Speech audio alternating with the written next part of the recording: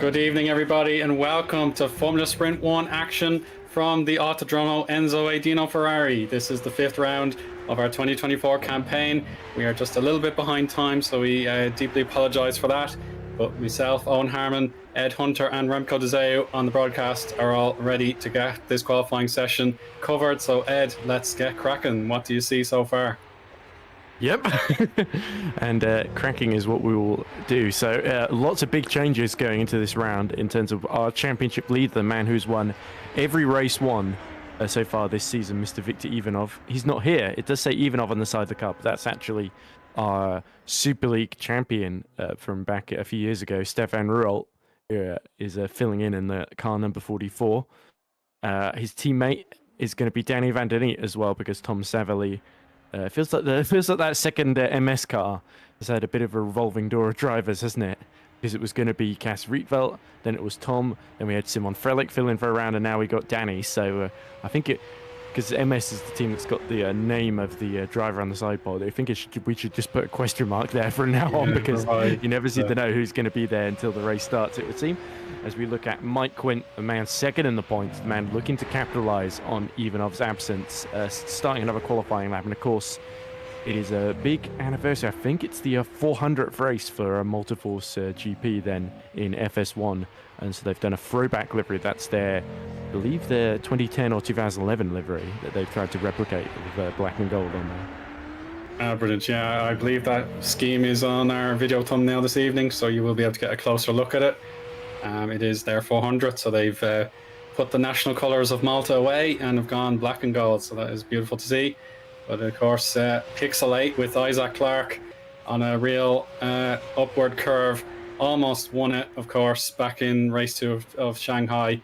But yeah, I still feel there was more positives to take away from that fantastic race than there were negatives. So if Isaac can carry on his qualifying form just behind the 2021 Super League champion Ruolt, then yeah, he will be one of the drivers to watch today.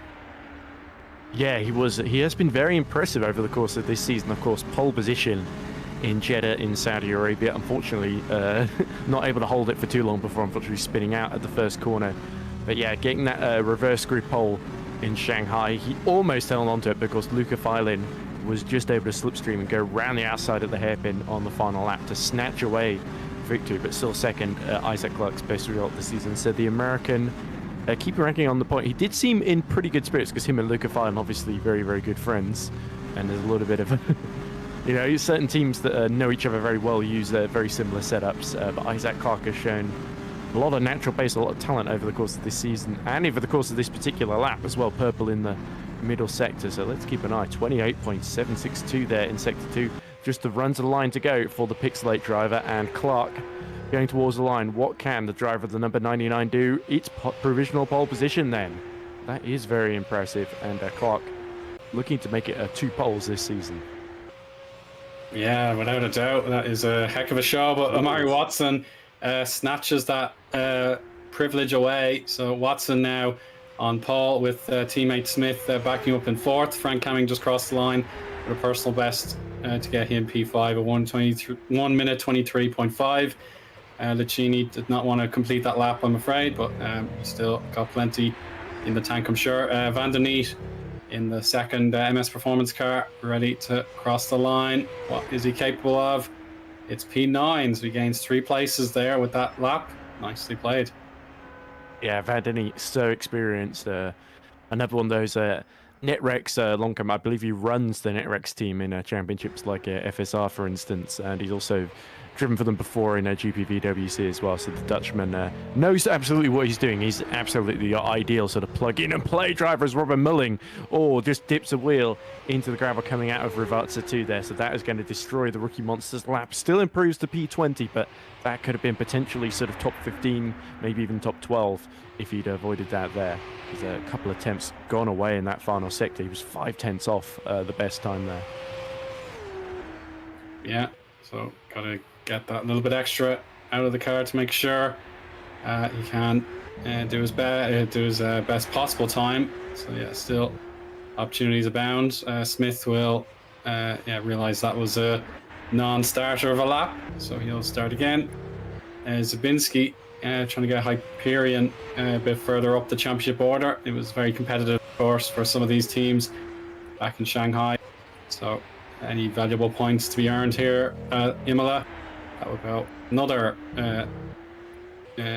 distance for these kind of teams. So it is very congested in the battle for perhaps 7th down to 13th. It's also close. But Mike Quint on board now in the 400th appearance at 400 Grand Prix appearances for Multiforce. Can he get this lap converted into a 1:23.3 something to go better than Amari? No, he just missed by 500ths. And you can see the damage was done in the first sector there, where he was a 10th off, but he was brilliant in sectors 2 and 3. But look at this, Luke Mitchell has had a fantastic first sector, 27.111. And he's going to try and get the Lunark into the first 2 rows of the grid here, of course. So Mitchell, our reigning FS2 champion. Oh, but look at how much he goes over the curb there. And the middle sector was a little bit down as well. So unfortunately, he'll have to reset and try again, Luke Mitchell. But we know he's got the pace here. Won here in FS2 last season. Didn't he win both races? Just like we saw Simon Frelick do in FS1 here last year as well. Yeah, I'll take your word for it. I'd have to do my FS2. I'm pretty sure he did, because that was the one where Luca Fiden had that amazing move for second on Ribley as well, right at the end in race 2. And that was when, while Luke Mitchell was repeating what he did in race 1. But Mike Quint has, I think, just set personal best. So he's 27 thousandths behind Clark then. So that's very, very good news for Multiforce then. But yeah, Omari Watson currently still with that 123.3, doing just enough to cling onto pole position at the present moment. And Netrex yet to win this season. Omari Watson sort of desperately needs to get his championship underway, doesn't he? Because he's in 4th behind his teammate in the standings. And there's every chance that Netrex could, although they're doing very, very well, leading that team's championship as Mike Quint. Whoa, amazing final sector there to snatch pole away from both Watson and Clark and make everything I was talking about completely irrelevant. Yeah, I suppose your point. Yeah, Netrex able to haul in a great deal of points together, but in terms of individual race trophies, it's silver and bronze rather than the precious gold that they're getting. But of course, yeah, we know how good Mike Quint is around here. It was basically the Frelick show last season, as you said, Ed. So if the vacancy available with Victor, the race 1 Supremo absent with Frelick moved on, it is Mike's opportunity to battle the likes of Netrex, Frank Hamming, and indeed Stefan Ruel, the substitution of all substitutions, one of our very finest drivers in GPVWC. Smith, though, he's got purple sector 2. Is this good enough to break his he's broke. He has indeed broken the hegemony there. Brilliant lap time to once again give Netrex a shot at the pole. And as he was crossing the line, Mike Quint set his own personal best exactly at the same time, but it was 73 thousandths short of Harry Smith's finest effort. So in the final couple of minutes, everyone is leaving their best till last, which is exactly the way you want it in a thrilling qualifying session there. But whoever gets pole here, it's only 2/10 separating Ruel, Clark, Watson, Quint, and Smith then. And whoever gets it is really going to have to pull out the big guns. But it's Luke Mitchell, 2/10 up this time in the first sector. He is absolutely flying at the moment. Yeah, if he can get the Variante Alta sorted, then this will be the closest we're going to get to 123.0, maybe 122.9. If this projection carries on. So he's heading towards that crucial chicane now. If he gets this right, yeah, he's still up on his personal best there. And yeah, that looks much better this time. Going right down to Ravazza 1 and 2. Just a moment. He'll be picking his spot nice and early. Here we go. That looks composed. And one more to go. Yeah, he's well settled down. He's got the car planted, ready to power to the line. Is it the 123? It is a 123.2. Oh. Outstanding. And he just gets in front of Harry Smith there by 17 thousandths of a second now. We thought it was a 5-way fight. It is actually a 6-way fight. And Patrick Rozak there, who was setting good times early on in the session, now has been shuffled back to 8th. Can he do any better, Eoin? We will hope to find out with the final minute to go in the session. Patrick Rorschach here for Parallax Volpino. He wants to try and get among all these championship contenders and other drivers who have perhaps dreams of winning this race 1. If this lap can get a little bit better in Sector 2, then it is possible. He's got the likes of Russo and Clont all behind him. Licini, unfortunately, must have found a reason to abandon that lap that was trending green. Unfortunately, it hasn't worked out. Watson down on his personal best in Sector 1. He's got to dig out a huge advantage after Sector 2 to stand a chance against Mitchell here. And there we go. He has gone purple, so he is on the cusp, but he still needs to find another 1/10 of a second out to stand a chance. Yeah, so he's a tenth faster than Mitchell in Sector 2, but he's a tenth slower in Sector 1. So it's all down to these final 2 corners. Rivata 1 and then Rivata 2. They're so easy to get on the gravel, and Omari Watson demonstrates that very visibly. So that potentially is a slot on the front row gone for Omari Watson. That's he's on the bubble, I'm afraid, and Ruwald could take it away from him. He's racing to the line now. It's perhaps 122.4. Oh, he's gone better than that. It's a 123.1. That is incredible. Wow. How did he do that? He was 2 temps down in the first sector as well. It was all done in the last 2, as we see Frank Hamming completing his final lap, not looking particularly quick, unfortunately. For Hamming, it will have to be a monster final sector. But yeah, Luke Mitchell just denied as we see Senna Stoffmeal get up to 9th with his final effort in the KKR. Of course, filling in for Christos Villo, who I believe is stepping down out of that car for the rest of the season. Yeah, it's a shame for Christos, but I wish him well, whatever he may be doing next. But we'll check Massimiliano Riboli on board at one of his home circuits.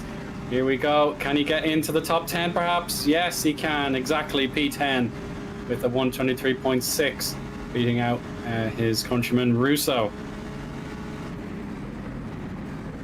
Yeah, there we go. So great to see Riboli, who's of course done a couple of races earlier this season, showing what he can do for Kings Racing. Because the more races you do, the more confident you feel. Best result, of course, 15th in race 1 at Saudi Arabia for Riboli so far this season. So Kings down in 13th in the table. They need a few more points, but Ruel and Mitchell, the big stars of that session. I think Mitchell, as an FS1 rookie, essentially doing extremely well to get on the front row, but Ruel picking up where Ivanov left off very much in his car.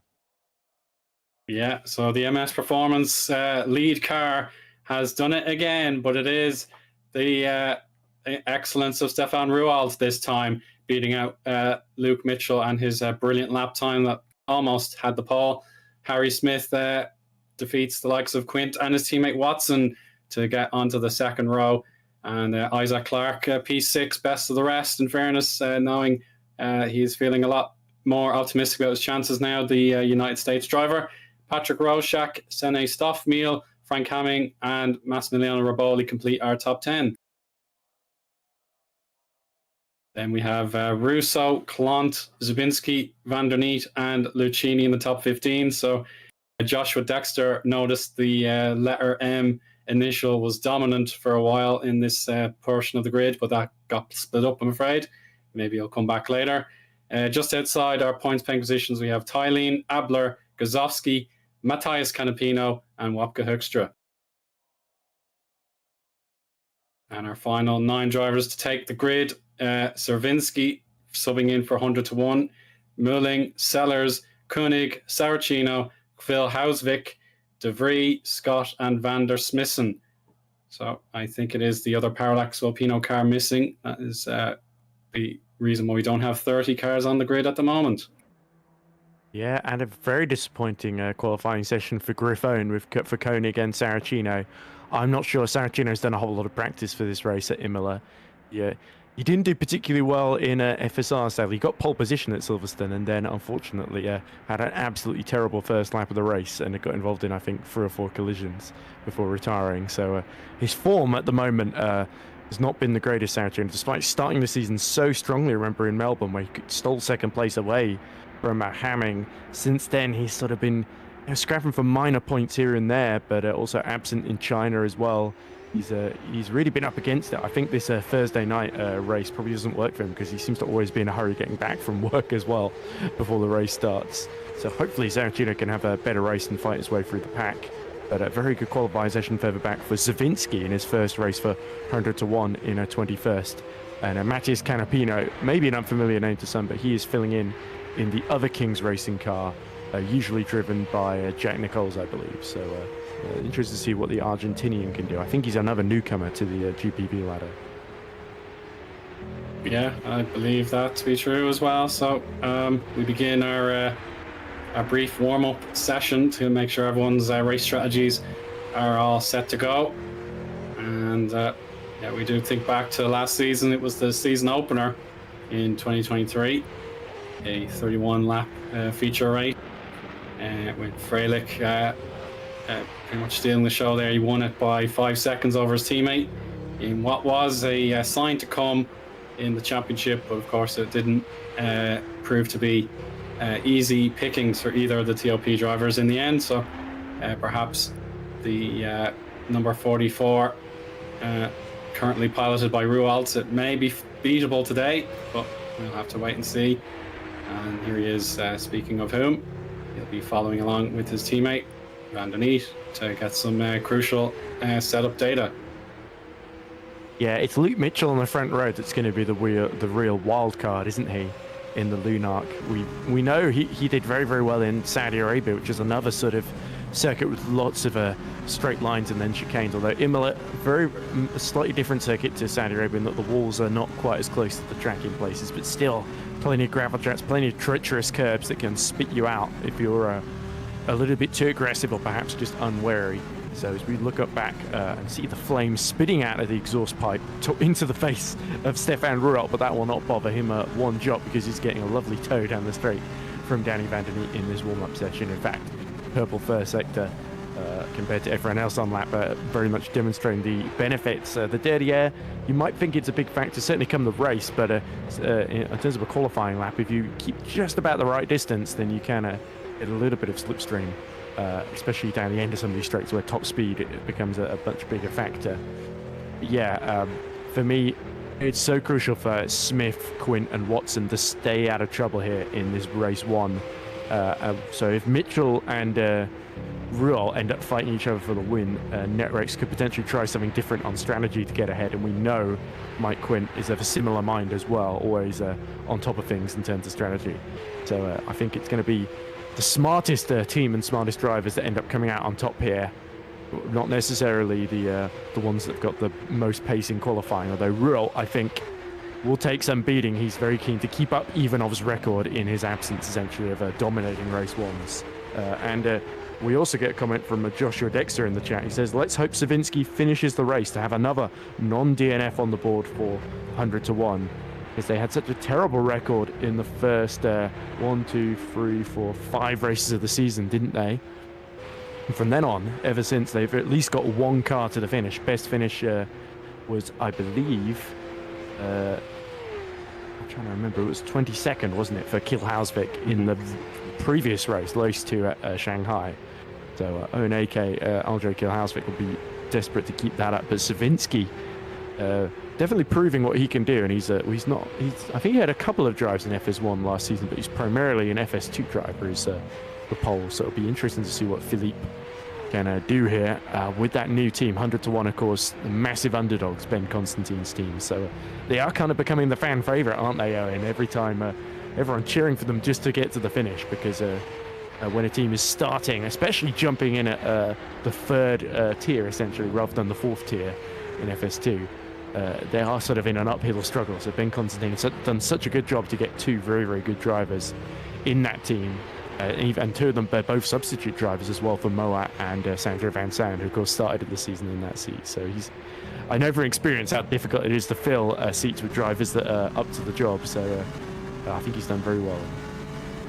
Yeah, it's no mean feat to keep a team struggling at the bottom motivated. But yeah, on the inverse, people do tend to have a lot of compassion for drivers when it goes wrong, as well as a bit of humor as well. They like to laugh and joke at times, but of course I believe there is a lot of strong community spirit here in GPVWC. So yeah, 100-1.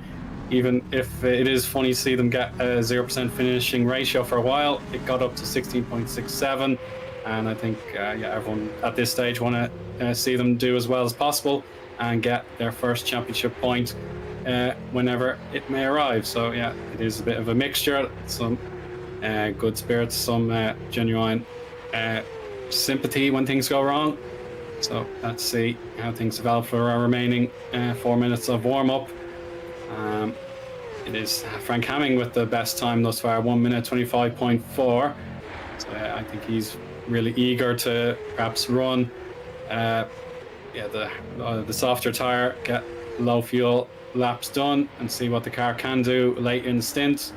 The one stopper should be the universal pick here in the feature race, and then perhaps a zero stop was the most common in last year's sprint. And I don't see any reason why it should change given the beautiful weather. It should be very predictable and make sure everyone is on the same page. So I'd assume one or two drivers will want to take a gamble, but it does seem like a pretty routine strategy window for all the drivers today, Ed. Yeah, a bit of a contrast to Shanghai, isn't it? Where everyone going in was so worried about tyre wear, and then in race 2 sort of discovered that the tyres, the hards, were holding up a lot better than expected. So we only saw a couple of teams gamble on the softs, and it ended up not really working out for the likes of Koenig and the Hyperions, I think, and maybe even the VMS cars also did it as well, as we see the Multiforce just kicking up the gravel, which is certainly going to blunt the gold paintwork there on, I believe that's Menno's car, isn't it? Or is it Mike Quinn, sorry? I didn't see exactly. It's hard to tell because we're focused on Frank's car, but I think with the red helmet, that must be... No, it is actually Menno. Okay. It was Menno, so I did get it wrong. Here's Mike Quinn then, looking a bit more controlled than Menno coming out of the final corner, it must be said, on this warm-up session. But yeah, as you say, 400th GP for Multiforce GP, and certainly this is probably... last year, they of course started really strong and then fell off with a lot of bad luck for Mike Quinn in the second half of the season. But this season, this is probably their best chance yet, isn't it? Since they didn't they finish second in 2011, which was their best season, or did they win the championship in 2011? I think they won it, didn't they? And they've sort of been... for you now, 1 second. I said it in the season preview, but that was a couple of months ago. It was they either won or they won in 2011. It did, yes. It was back when Jason Muscat was driving for them, if I'm not mistaken. So yeah, they've had success in FS1 before. They've been a stalwart of the category, and it's great to see them celebrate the fact that they've been in so long, because longevity, especially when you've got the GPV career ladder where teams go up and they go down, they disappear off the grid for a few years and then come back. Rookie Monsters being a good example of that. Of course, they competed for a couple of years ago and of making their triumphant return with Milling and Milling's teammate Daniel Scott, of course. But so to have that sort of longevity is a big achievement for the Maltese team, and of course they're the only Maltese team as well. It's not a country we often see represented, so they're very, very patriotic, which is great to see. As Savinsky flicks it in to and then has a horrible swapping. A big crash on exit there for Philip Savinsky. That's not an omen for the race. You do hope the warm-up is a dress rehearsal in a positive way. Get the mistakes out of the way so you can avoid them come the pressure that comes with the actual racing situation, and of course being boxed in by 28 other cars as well. And Imola is quite congested. Like, of course, the start-finish straight nice and long and wide for overtaking opportunities, but from Tamburello to Tosa, and particularly in Piratella as well, you won't get more than 2 cars side by side realistically, unless someone is absolutely feeling completely cavalier and wanting to go for it. So yeah, the launch off the line will be so important for the drivers. So you see now Riboli on the high line, so he will miss not on the high line, he's on the gravel. He's missed the high line now, so he's back in the garage. So yeah, if you were on that very high line in the race, then yeah, you would be a little bit vulnerable on the run down to this Piratella curve that route was just taken. So yeah, it will be 2 or 3 cars maximum at a time through the for the first sector at least, and then perhaps Variante Alta could open up an inside line. As you can see, there will be a generous runoff on the outside that you could potentially use to avoid contact. So yeah, it will be really, really important to see what happens now that our warm-up session's over, and the formation lap will be forthcoming in just a moment. Yeah, David Yunt says in the live chat, jinx in progress. So it seems the drivers never like taking responsibility. They're very eager to push it off onto us when they make a mistake. Us predicting correctly that they would make a mistake, or praising them when they're doing well, only for them to then immediately make a mistake. And Domenico Scarpelli says, watch out for rejoins. Brackets, it wasn't great in the FS2 race, and the Scarpelli, I think, was a victim of one of those particular rejoins as well, come race 2. So I think he speaks very much from experience there. Although, in my case, Hunter Burt Simulation had a very, very good FS2 round with Joe Gillette getting our best finish, 7th in race 1 and 5th in race 2. Although the way the commentators talked about it, they sounded almost like they expected Joe to do that earlier in the season, because he does have a P2 to his name from Abu Dhabi in the race 2 there last year. So it's interesting, as a team, your expectations are a little lower, but people know the record of the drivers come in with sky-high expectations, I think, which is, I guess, fair enough, and good to see. So many drivers are pushing themselves up to FS1 as well from FS2. So great to see that progression with, of course, Luke Mitchell getting his first front row, and alongside one of the legends of GPV. It's going to be interesting to see who gets the first corner first, and what happens in terms of strategy, Eoin. Yeah, exactly. Yeah, it is so important to get things sorted on the first lap. It will make a difference to how your projection in your mind goes and being able to pull it off. It is really a case of what develops on this opening lap with Ruwalt from Mitchell on the front row. Two very different situations for those two teams and the two drivers, of course. It would be huge for Lunark to get themselves fully up to speed here in 2024. I've said it a few times already, but yeah, they were just so impressive when they made their mid-season debut in 2023. But so far in this campaign, they've been really missing out on that same lofty standard. So they'll definitely want to take this opportunity one way or the other. And their best results was the 6th and the 9th, going back to Saudi. So I know they want to do even better than that. And Mitchell want to guarantee a big chunk of points here in this first race, Ed. Yeah, it's been a bit up and down for Mitchell, isn't it? Because remember, he had that grid penalty going into Shanghai, which sort of compromised it. It meant he only came away from that weekend with 2 points. And then Sellers has he scored a couple of points in the opener in Australia, but he's not really had the easiest time of things since. So it's really up to Mitchell to be the main scorer for that team. And Lunark are locked in that battle for 8th with Pixel 8 on 42 points, about 6 points ahead of them. And then Parallax Volpino 2 points behind them. We know Rozak is the big threat in that team as well, with Becke's yet to get on the scoring board. And remember, don't forget Hyperion on 31 points as well, not far behind too, down in 11th there. So this fight for 8th could be very, very congested. And Pixelate, though, with Clark starting in the top 5, looking to really pull away here. Yeah, that will be important for him as well to get moving. So, yeah, everyone, we're just getting the final briefing and final setups ready to go before being summoned to our grid. Yeah, the 29 cars who attempted qualifying they all are now. Lovely stuff. Hopefully they'll jump in now for real and get going. So, yeah, it seems... Yeah, we're getting flickers on. Clark's the only one on the grid. Isaac is ready. Yeah, Isaac. We said he was going to pull clear. I didn't think before the race started. Yeah, so he wins the fastest finger first competition, but of course that's completely irrelevant in the grand scheme of things. But just goes to show he is eager and wanting to show Shanghai was the beginning of something very special. Fastest gun in Emilia-Romagna routine from Isaac Clark there. But yeah, the tension really building now because everyone in that championship fight, Netrex, Multiforce, And the others behind, like the likes of Luca Finan as well, down in 16th, just outside the points. They know this is the big opportunity, isn't it, to get the jump on Victor Ivanov. Even if Rualt wins today, there's going to be a huge fight for second place with Luke Mitchell sort of in their way, and they need to clear him as soon as they can, or hope that Mitchell just fights Rualt and they're able to take advantage of that. Yes, indeed. So we now have our formation lap. The rundown of the grid shall be as follows. Stefan Rualt, 2021 Super League champion, ahead of Luke Mitchell on the first row, with Harry Smith and Mike Quint just behind. P5 and P6, it's Watson and Clark, with Roshak and Stoffmeal just behind 7th and 8th.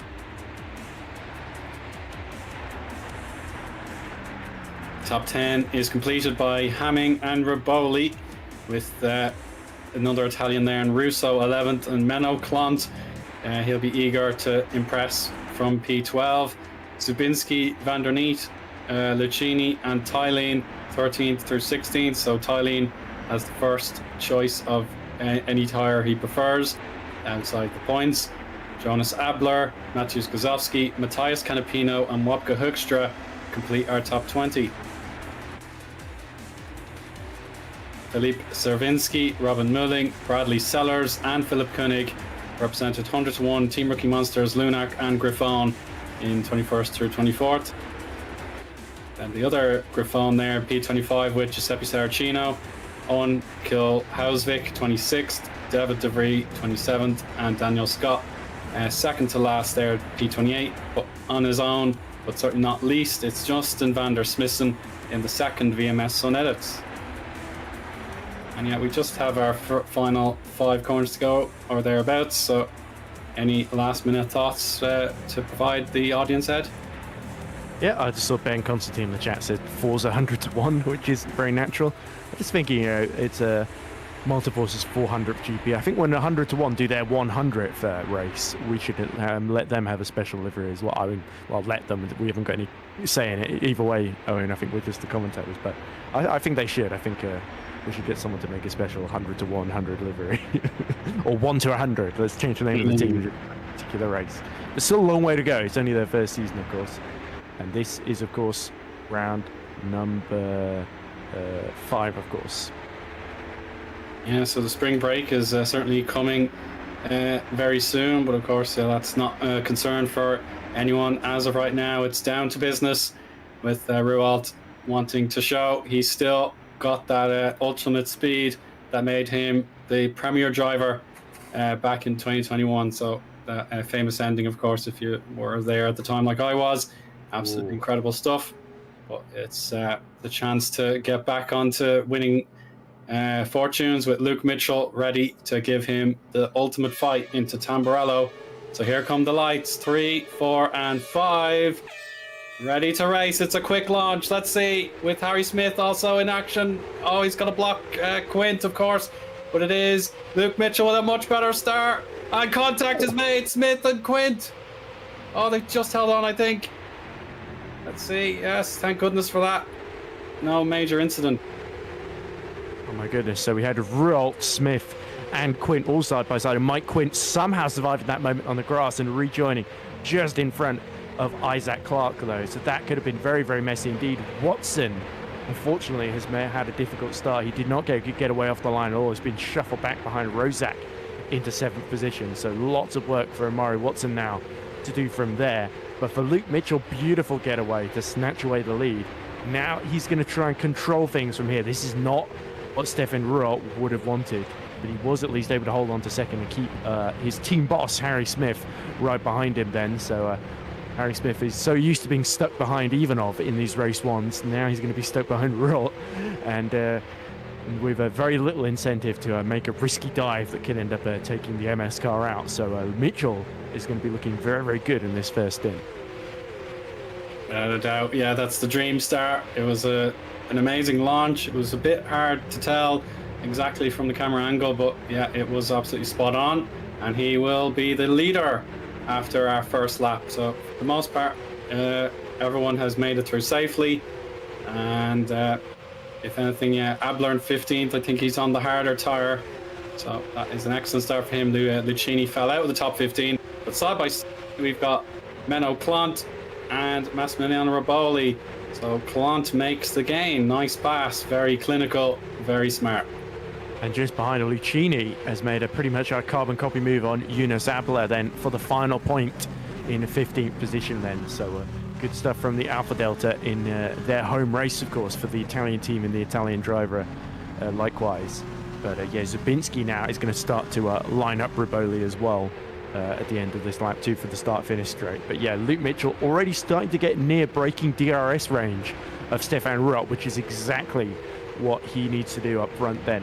So that potentially could work really in the favour of the Lunark team. But Ruot will, of course, get a little bit of slipstream, so it's going to be hard for Luke Mitchell to completely break away, but he might be able to at least hold on to this lead without having to chew through his tyres, essentially.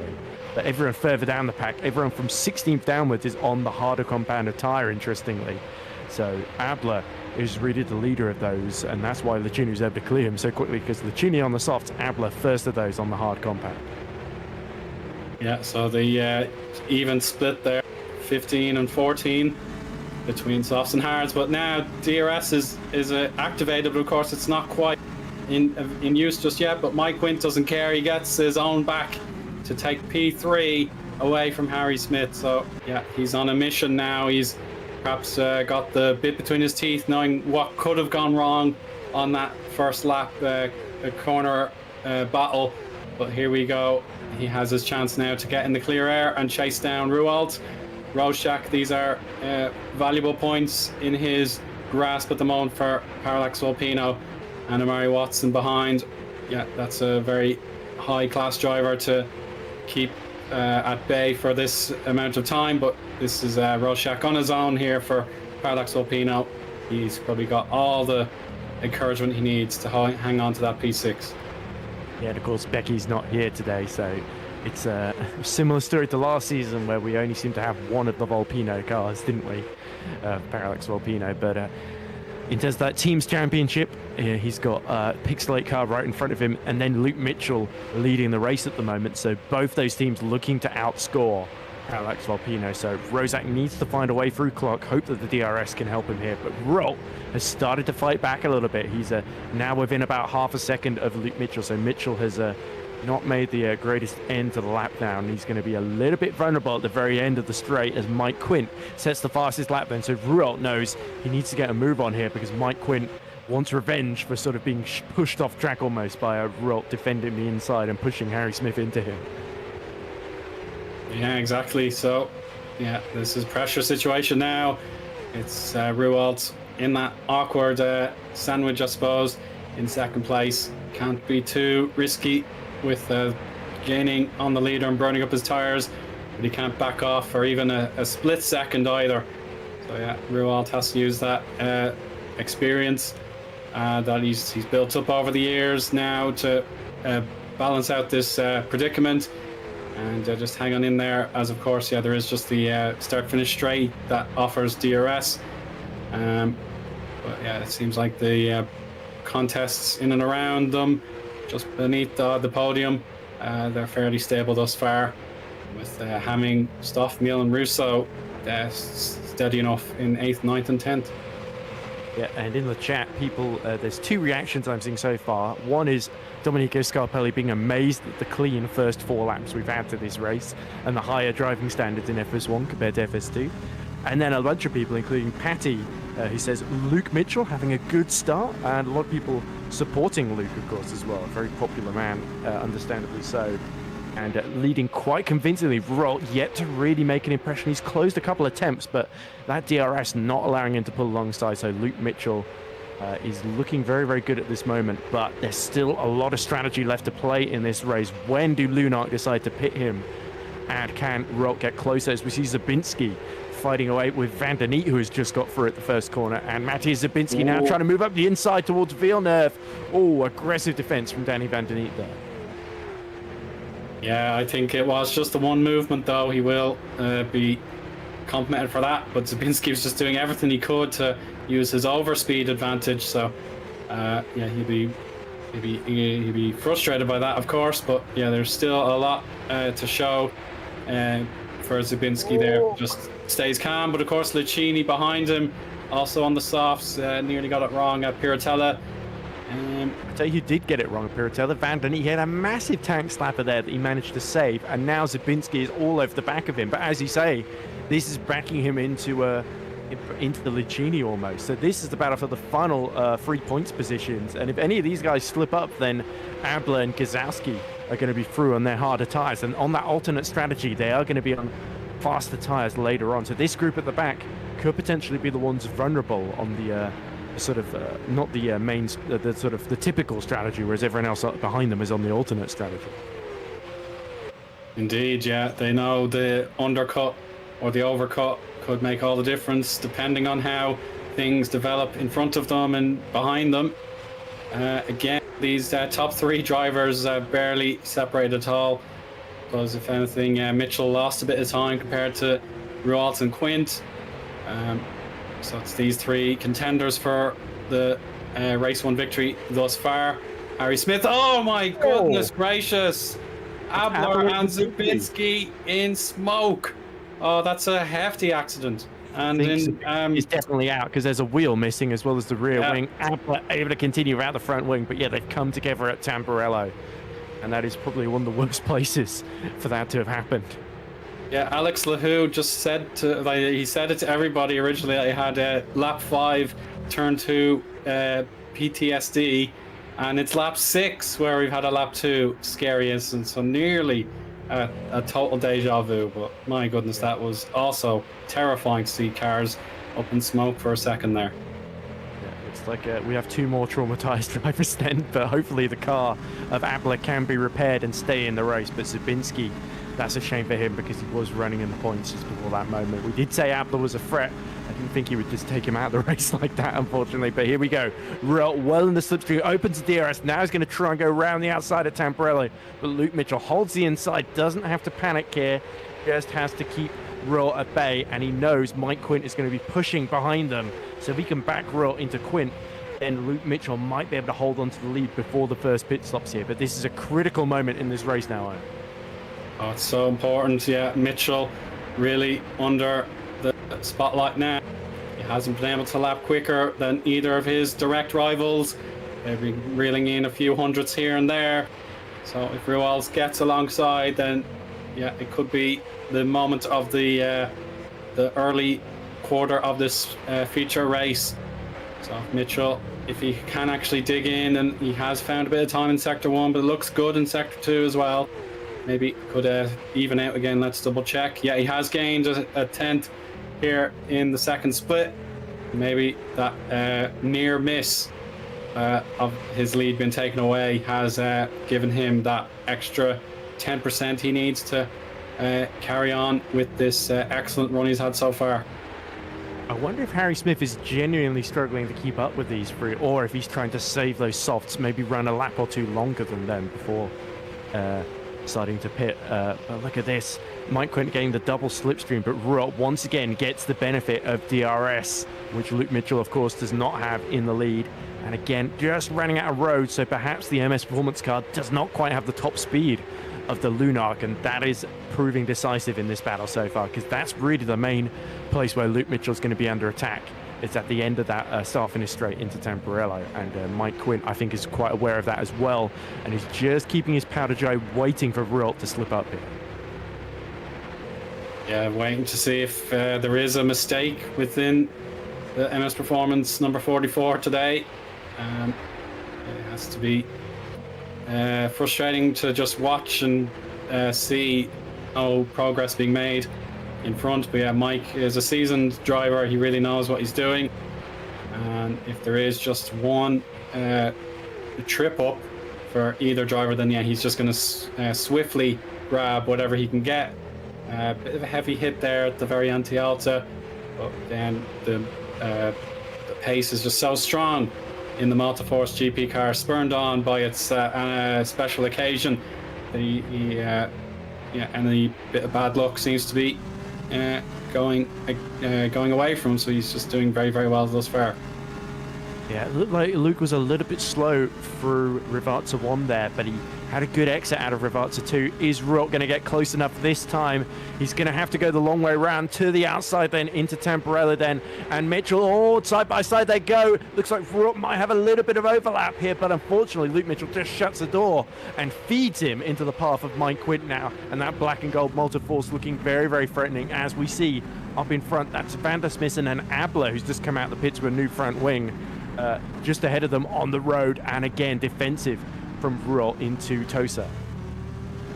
Yeah, but you do have to admire the respect shown with Mitchell and Ruot there. Ruot could have kept his nose in the fight and contact would have occurred, but thankfully, yeah, both drivers gave each other just about enough room. And Mike as well, he saw a small opening, but it wasn't really available to him with the left-hander for turn 4, I suppose you can call it. So we'll check out our replay. So we're delighted to have a replay here on Abler, just coming down to Rivazza number 1 for the moment. So let's see exactly what happens to him. This after he's pit then for the new. Yeah, this will be after his pit. So this doesn't look. This looks more like live footage to me, because I think that's Van der Smissen just behind him, and then our 3 leaders not far up the road, about to lap just in the next couple of laps, of course.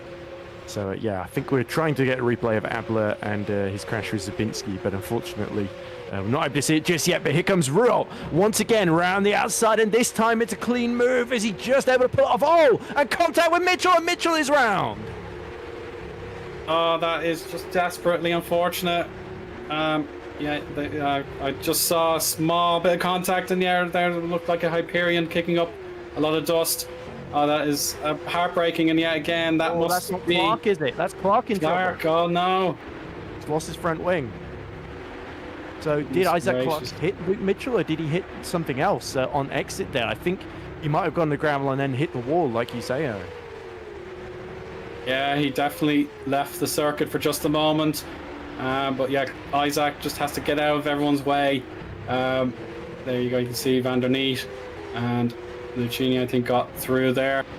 Yeah, beautifully for Rozak, wasn't it? We said he needed something to happen to Luke Mitchell, and he needed to pass Isaac Clark, and both of them hit in trouble at the exact same moment almost.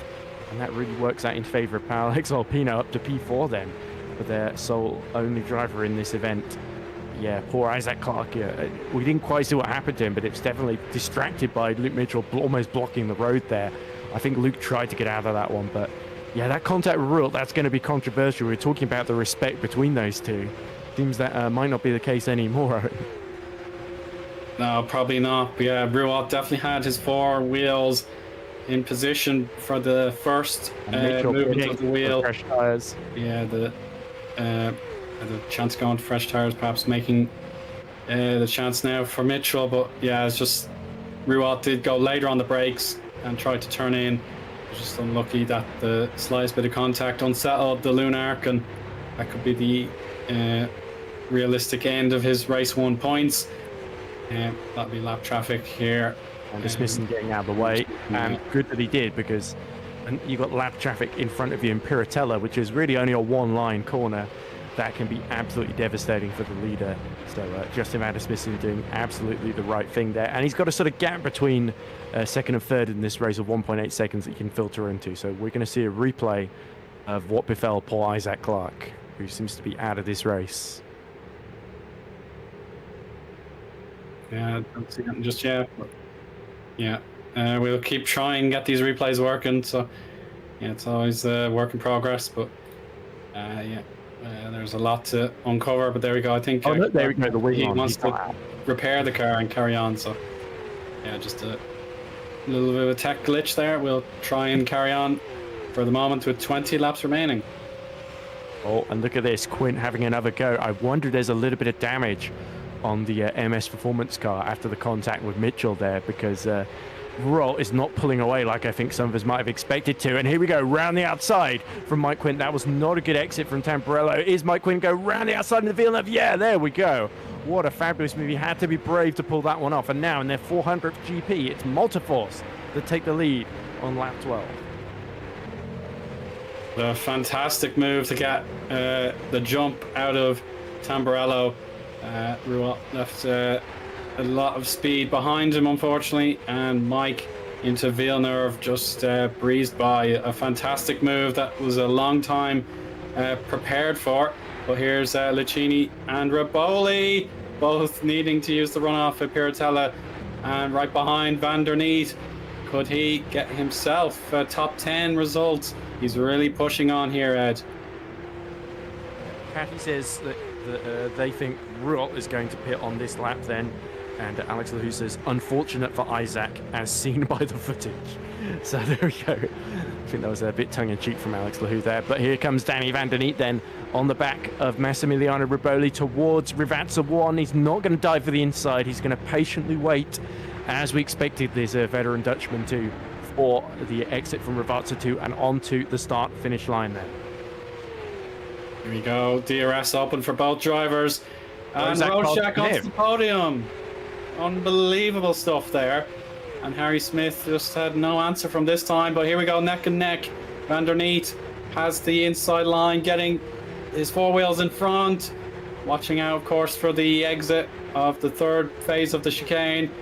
And that looks like job done, unless Riboli can unleash an amazing pass there. Alas, it was not to be. Great move from Danny. Riboli isn't quite Mike Quint, unfortunately, and also Danny Van der Neet did not have a Stefan Ruot style exit there, but Ruot has been keeping up, only 2 tenths slower than Mike Quint on the previous lap and a tenth quicker in the first sector on this lap. Is Ruot pushing potentially and thinking about, because remember, Luke Mitchell did lose a lot of time with that spin, but he has undercut down in 23rd position, but he is 39 seconds off the lead then, so Mitchell not quite a threat for the podium at the present moment. It's more going to be the likes of Gazowski and Weiland, who started on the hards, that these two could end up being stuck behind once they pit. Yeah, there's still no hints as to what either driver going for the win is doing, but into the pits comes Menno Clant. So Menno in a absolutely superb 8th place thus far.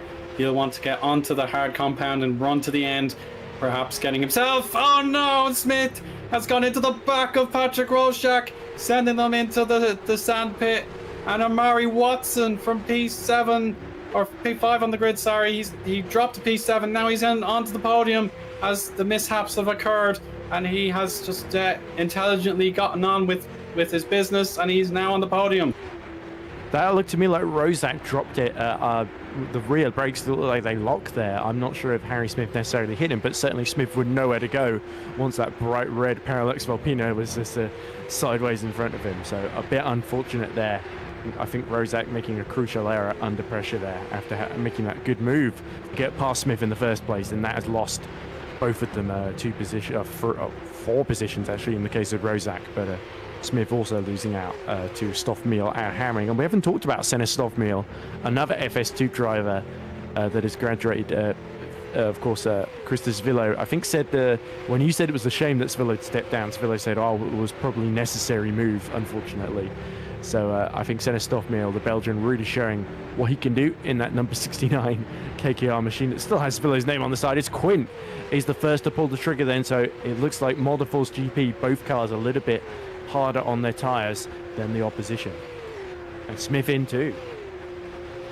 Yeah, I suppose it is no surprise that Smith will need to pit just to try and regather his thoughts and push on.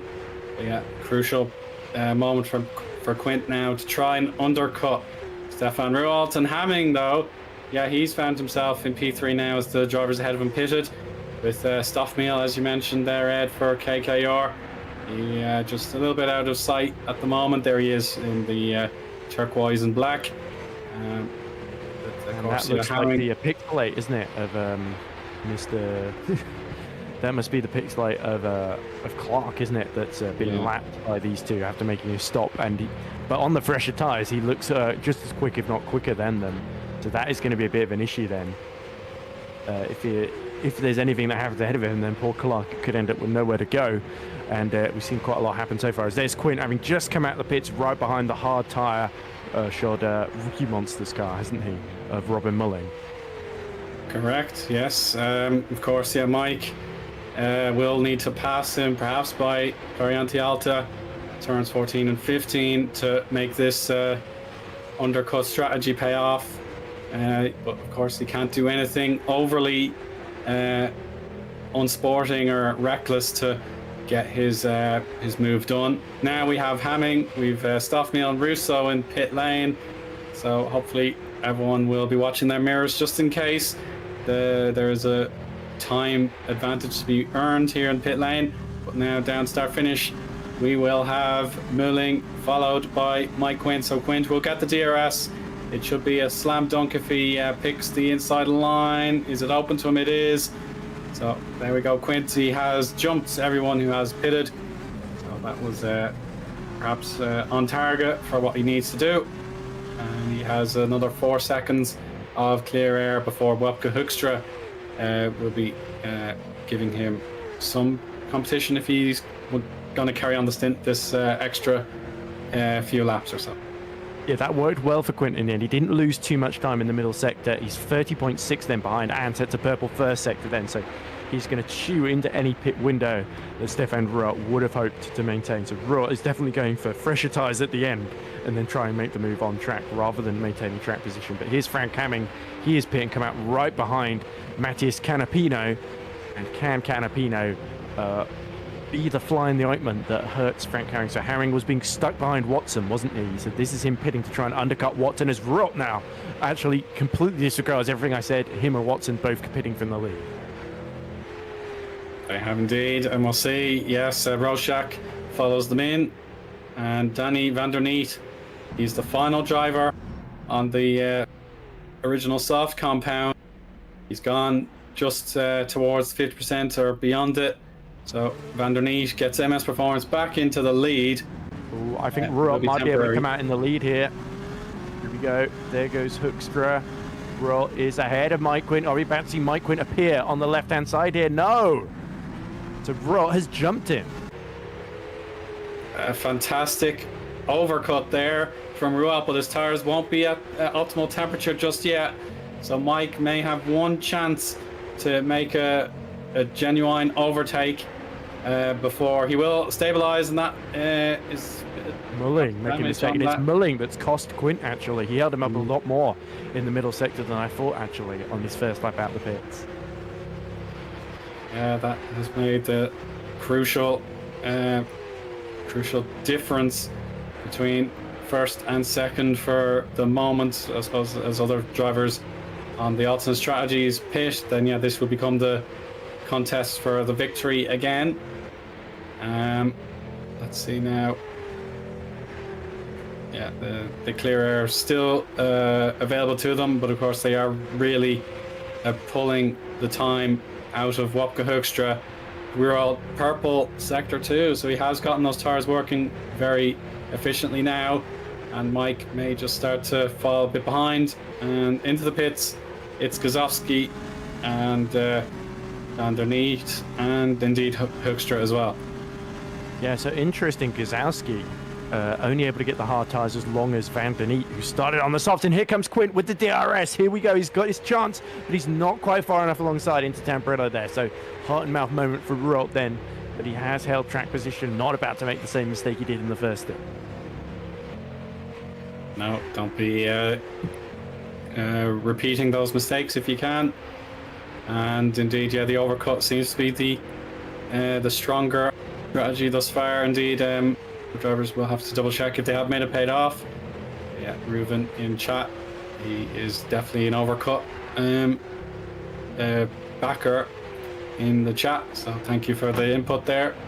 Yeah, now we can see it's a very strong lap for Stefan. We'll know for sure when they cross the split line coming right now. Yeah, it's another purple second split, so these aero setups, I believe, look like they're working in the corners for Stefan. And then Lucas Tylene will be the final car to pit before these two can resume their battle. Here's Harry Smith in battle for 13th position. Not where he wants to be, but any opportunity to get his points back will be much needed. So Owen Phil Hausvik will be hoping that he can stay in reach of Menno Clant. You can just see more cars pitting ahead. So this is really important for all kinds of drivers.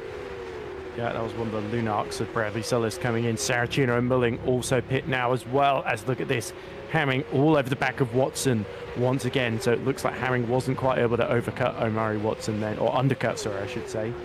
But yeah, Harry Smith, Skillhouse yet to pit in the 100 to 1, but great to see 100 to 1 running in the top 10, which is exactly what Ben Constantine wants to see, I'm sure. But surely Eoin Kilhausvik is realistically maybe going to be in the fight for 15th once he switches to the softest compound in a few laps time. But by the way, I was just looking up statistics about Stefan Ruhl. His last Formula Sprint 1 season was 2018, where he won, I believe, 10 races and the championship for Scuderia Basilia. So yeah, that really shows you his how long it's been since he did FS1 and how he hasn't really lost a step since then. Of course, genuinely fighting for this lead legitimately, even though Fiolin yet to pit in front of them has been able to get the hard tyres to run longer than most. As look at Harry Smith clearly being held up by Kilhausvik, and that is allowing Russo to escape up the road. So he needs to make the pass down the start-finish straight. I hope Eoin dives into the pits very, very soon. Yeah, we'll see what may develop there in that head-to-head, but here's Sene Stoffmeal. He's going to get the free position as Matthias Canapino has entered the pit lane for his pit stop, and there he is, Phil Hausvik, also ready for a turn on the soft tyres, wanting to regain lost the lead because he's been overtaken by Rural then, so that, and Mike Quint's got through as well, so Fiolin not holding either of them up then, as we see Luke Mitchell recovering from being punted round by Rural, running in the top 9 ahead of Harry Smith, crucially because Smith got held up by Kilhausvik. Indeed, yes. So and is that Smith letting Rosak through? Oh yes, very good, yeah. Nice one. So Rorschach, he wants maybe to also and he wants to also apologize there. No problem. So yeah, Rorschach, yeah, he wants to get back all the missing points that he had, but now are outside of his reach and wide. In the background, it's Mike Quint, and perhaps mercifully Tylene may want to take this opportunity to pit rather than go head-to-head for the position. So it is a big moment in this race, Ed. A mistake from Mike Quint. He went flying there. I think a 400 GP. Looks like he wanted to spend it in space there. But yeah, Mike Quint absolutely clobbering the curbs at the Variante Alta. Looks like taking second, just spanking the Drivers' Championship lead over Victor Ivanov. That's not enough for Mike Quinn. He desperately wants to win this one for Multiforce GP, for their 400th GP, if nothing else. But that mistake, unfortunately, with 10 laps to go, might put him a little bit out of touch with the MS Performance car. Ruralt sets fastest lap of the race and is starting to pull away. Then as Gazowski goes side by side with Riboli, and looks like the Italian has been undone by the DRS of the Hyperion there. Gazowski gets another few points for the Polish team into P13. Yeah, and as I mentioned in the build-up, these are really encouraging signs for Hyperion in that. And he's the highest of those on the ultimate strategy, margins. Yes, it's so tight in the midfield battle in the team's championship. So Hyperion gaining a point over Kings.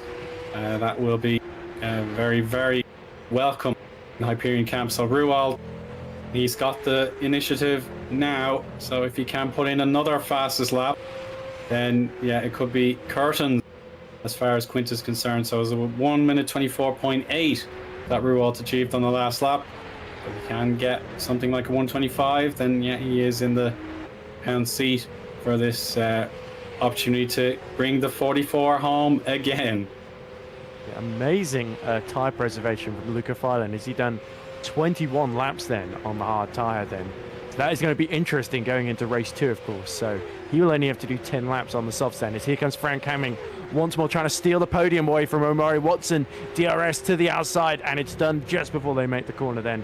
So Hamming absolutely pressing on, but unfortunately it's 8.4 seconds to the lead and 5.5 seconds to Mike Quint then. So it looks like HGP will have to settle for another podium, but Frank Hamming, this is good consistency from him, and desperately undoing Netrex's race as well, as now Gazowski has caught Lucchini in the battle for 11th.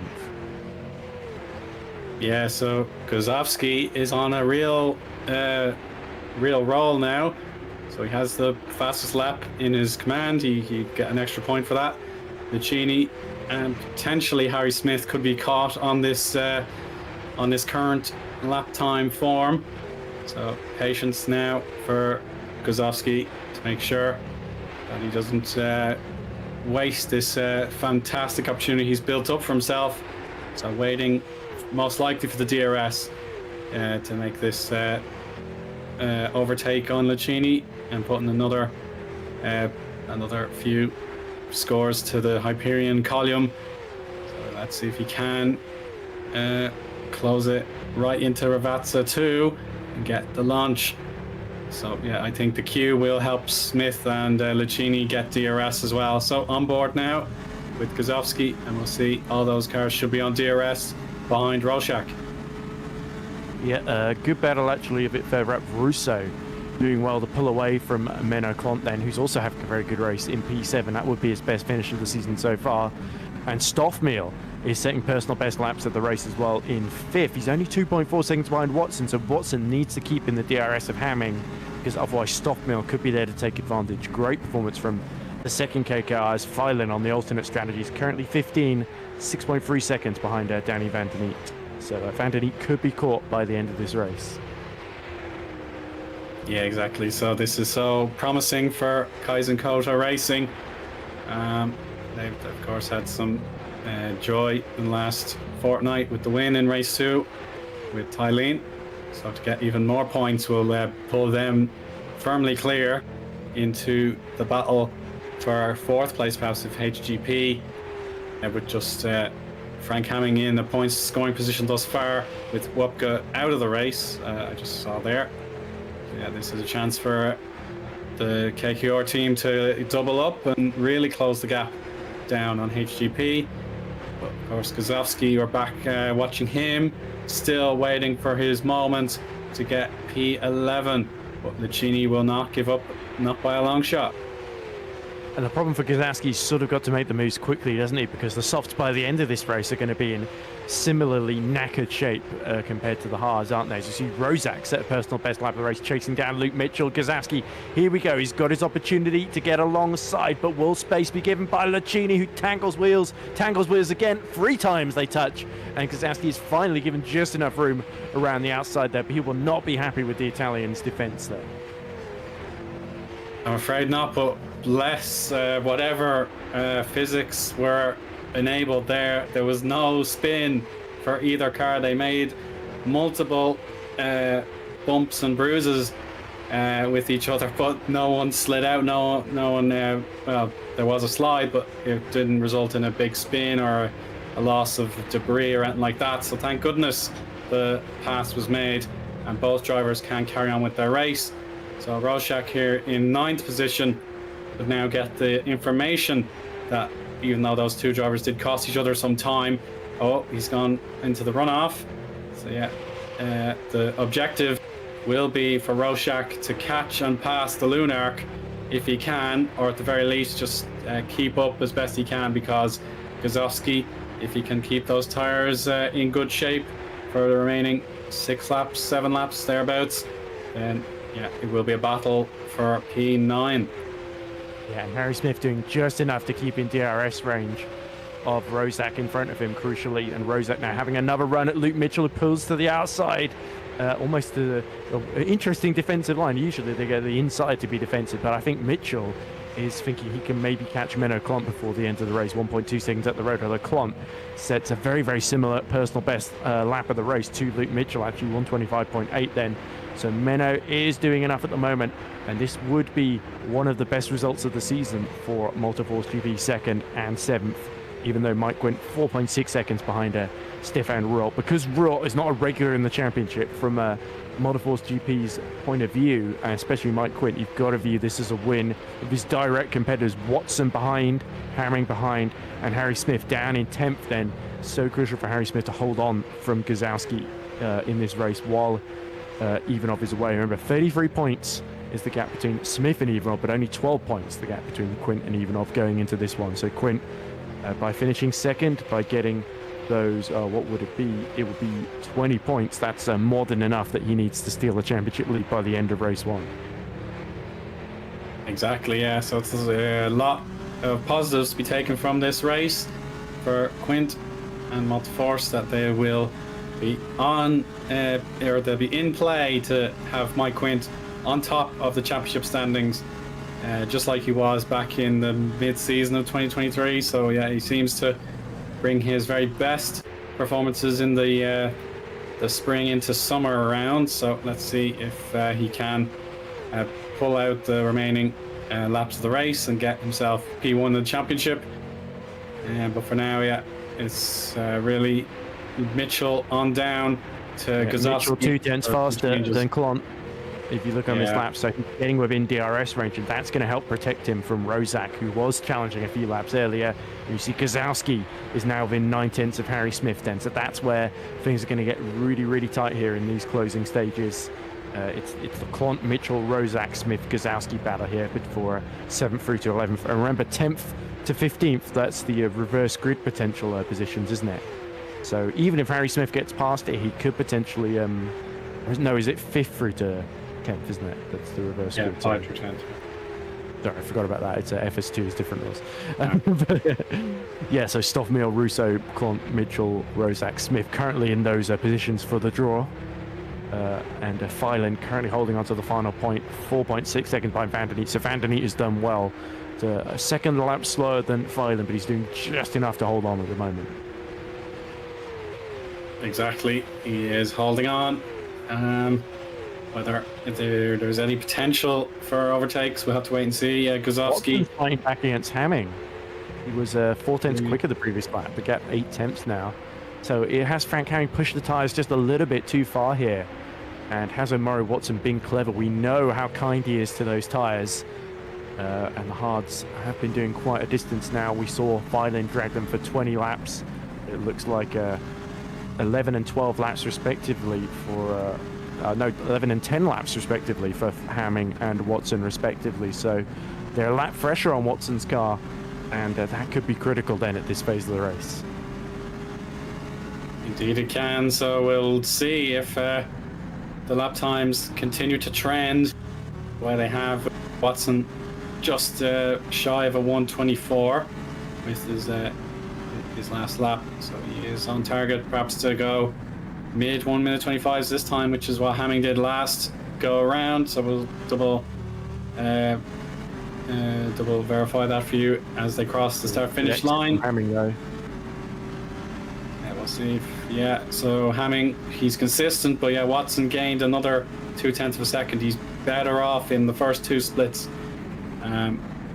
Mitchell's got the DRS on Clont as well, so this could be close into Temporello. Yeah, we're sticking on board for the moment. Now we change over to Luke Mitchell, now trying to gain on Menno Clont, who will be absolutely delighted with this result if we can hang on to it, because he is best showing in a race won since Belgium last season. I think I have it in front of me. P7 there. Last season, yeah, race 1 Belgium 2023. So yeah, another 7th place for him, and getting 9 points, wouldn't it? Or 7? I believe so, yeah. But we've got to give a shout out to Luke Mitchell though, who leading the race. You could forgive him after the contact with Stefan Rupp for just sort of coasting at home to the end, as Gazowski gets very close to the back of Harry Smith then in the battle for 10th for Acca Minerale. But Luke Mitchell has really fought back, used the undercut well, and he's been able to keep pace with Menno despite having slightly older tyres, and he's kept Rozak at bay. So Luke Mitchell, it may only be 8th, but this is a hard-fought 8th at the moment he's holding on to. Absolutely, of course. Yeah, being second placed on the grid. And leading. He had the dream. Yeah, he had the dream of going to use that lap 1 advantage he built up for himself, taking the lead into the Tamburello chicane, and then it unraveled on him, unfortunately, with contact. So to get this 8th place, maybe going all the way to 7th, that would be a job well done as far as Lunark are concerned. But Gazowski, a chance to use the soft tires. I think they are now level on performance with these harder tires.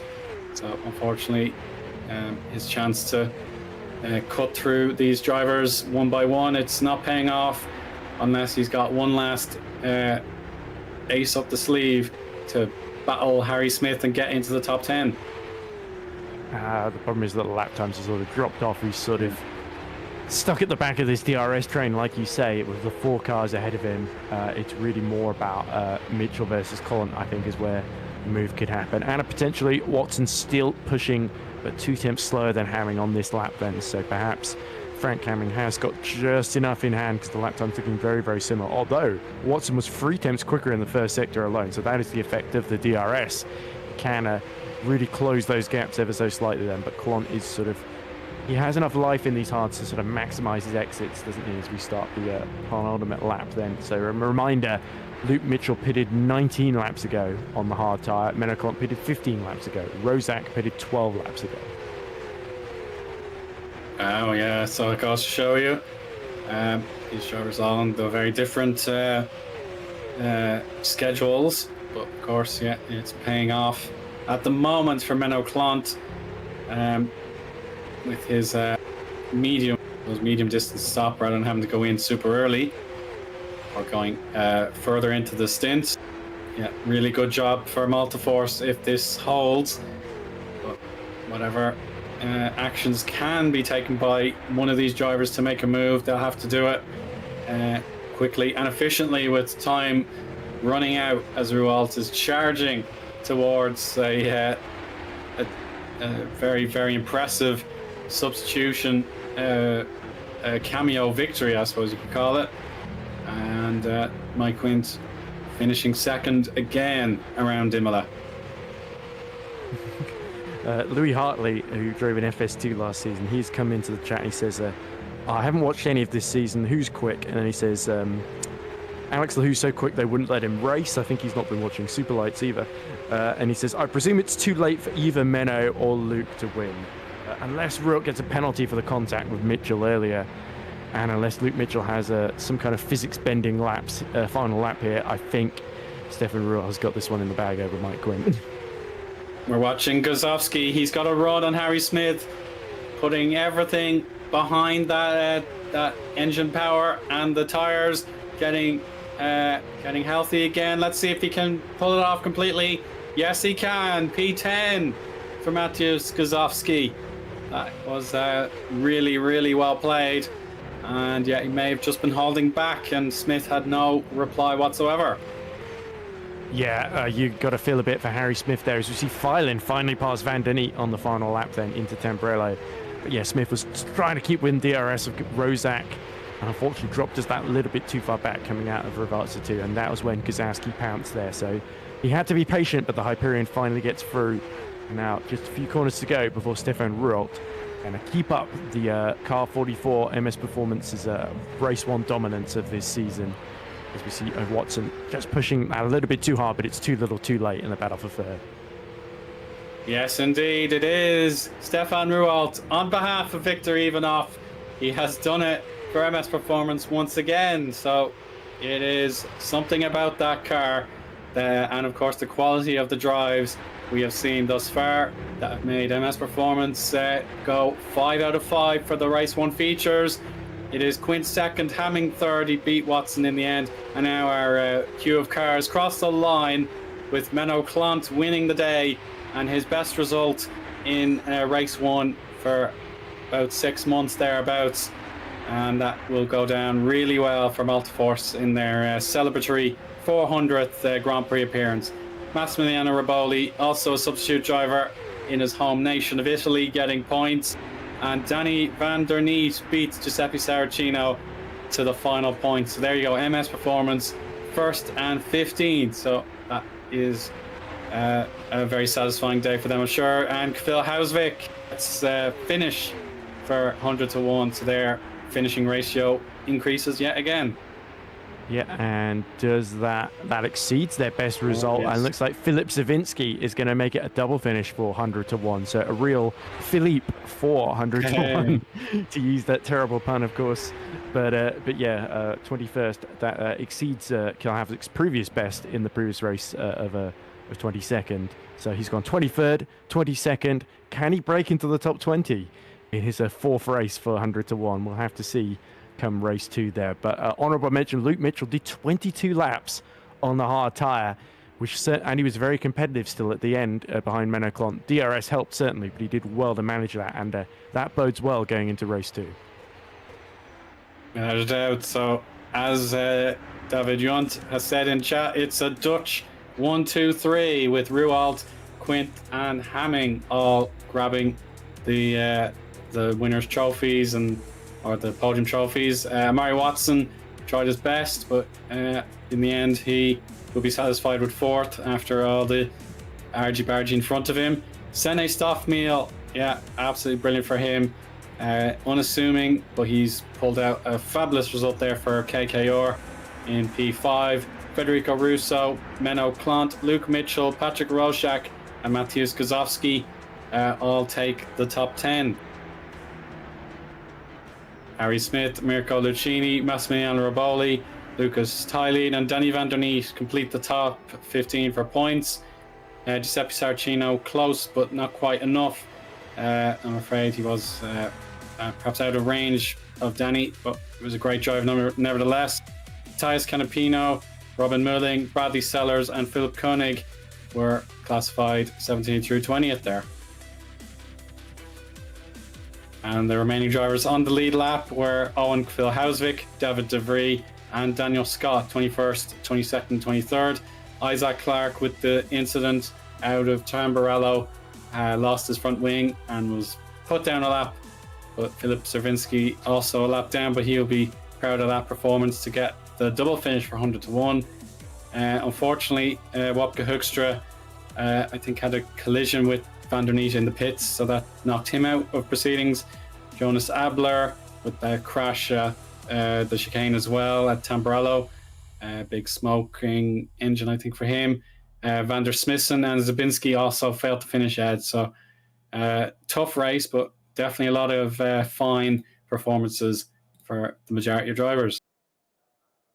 Yep, and another win for MS Performance certainly will help them a little bit in the Teams Championship, especially with Niva Netrex car getting onto the podium. And speaking of Netrex, Amari Watson has gone from being 4 points ahead, 4 points behind Harry Smith to 4 points ahead with that 8-point swing between 4th and 11th then in race 1. So Amari Watson sort of getting into the top 3 in the points, which is good news for him. But it's Mike Quint that takes the points lead now.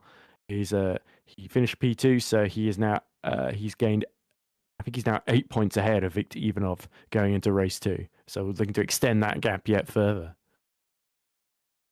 Absolutely, but now is the right time to take a quick break and let everyone reshuffle the pack for the sprint race. So thank you for watching thus far, but please make sure that you're straight back into the action for race 2 in just a moment.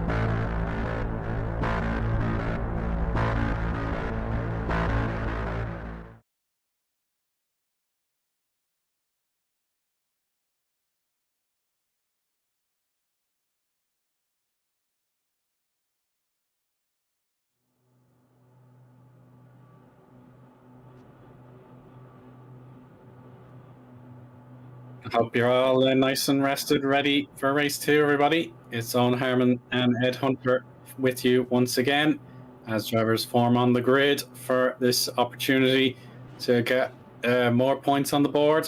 And indeed, Ed, we have our reverse grid pole winner.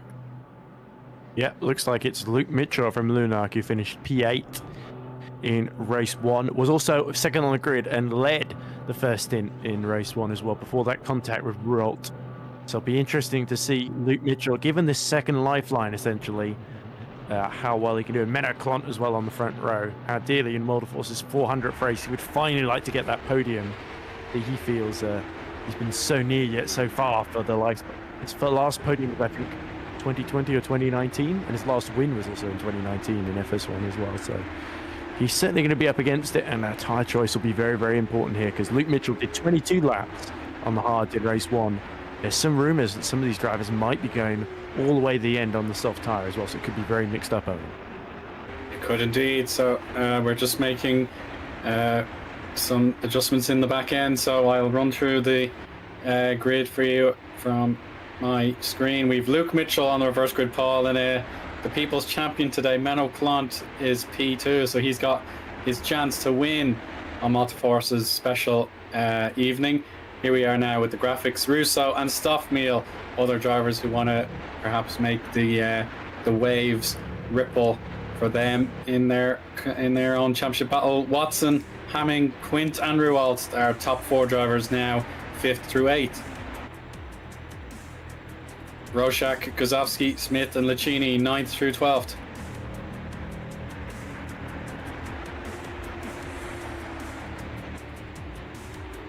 Three drivers currently in points. It's Raboli, Tylene and Van den Eet. Saracino will hope for Griffon's chances that he can get through the field in 16th. Canapino, Merling, Sellers and Koenig, they are 17th through 20th.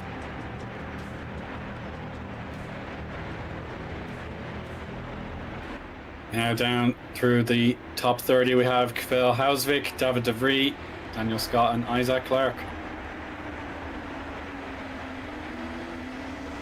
Philip Servinski, Wopke Hoekstra, Jonas Abler and Van der Smissen, 25th through 28th. In case of Hoekstra down, they did not get to see the checkered flag in race 1. And Matthew Zabinski, the first driver who did not complete the distance, he gets his chance to try again from 29th, and you can just see him pulling into his grid slot right now, Ed. Indeed we can. So not long until we get underway.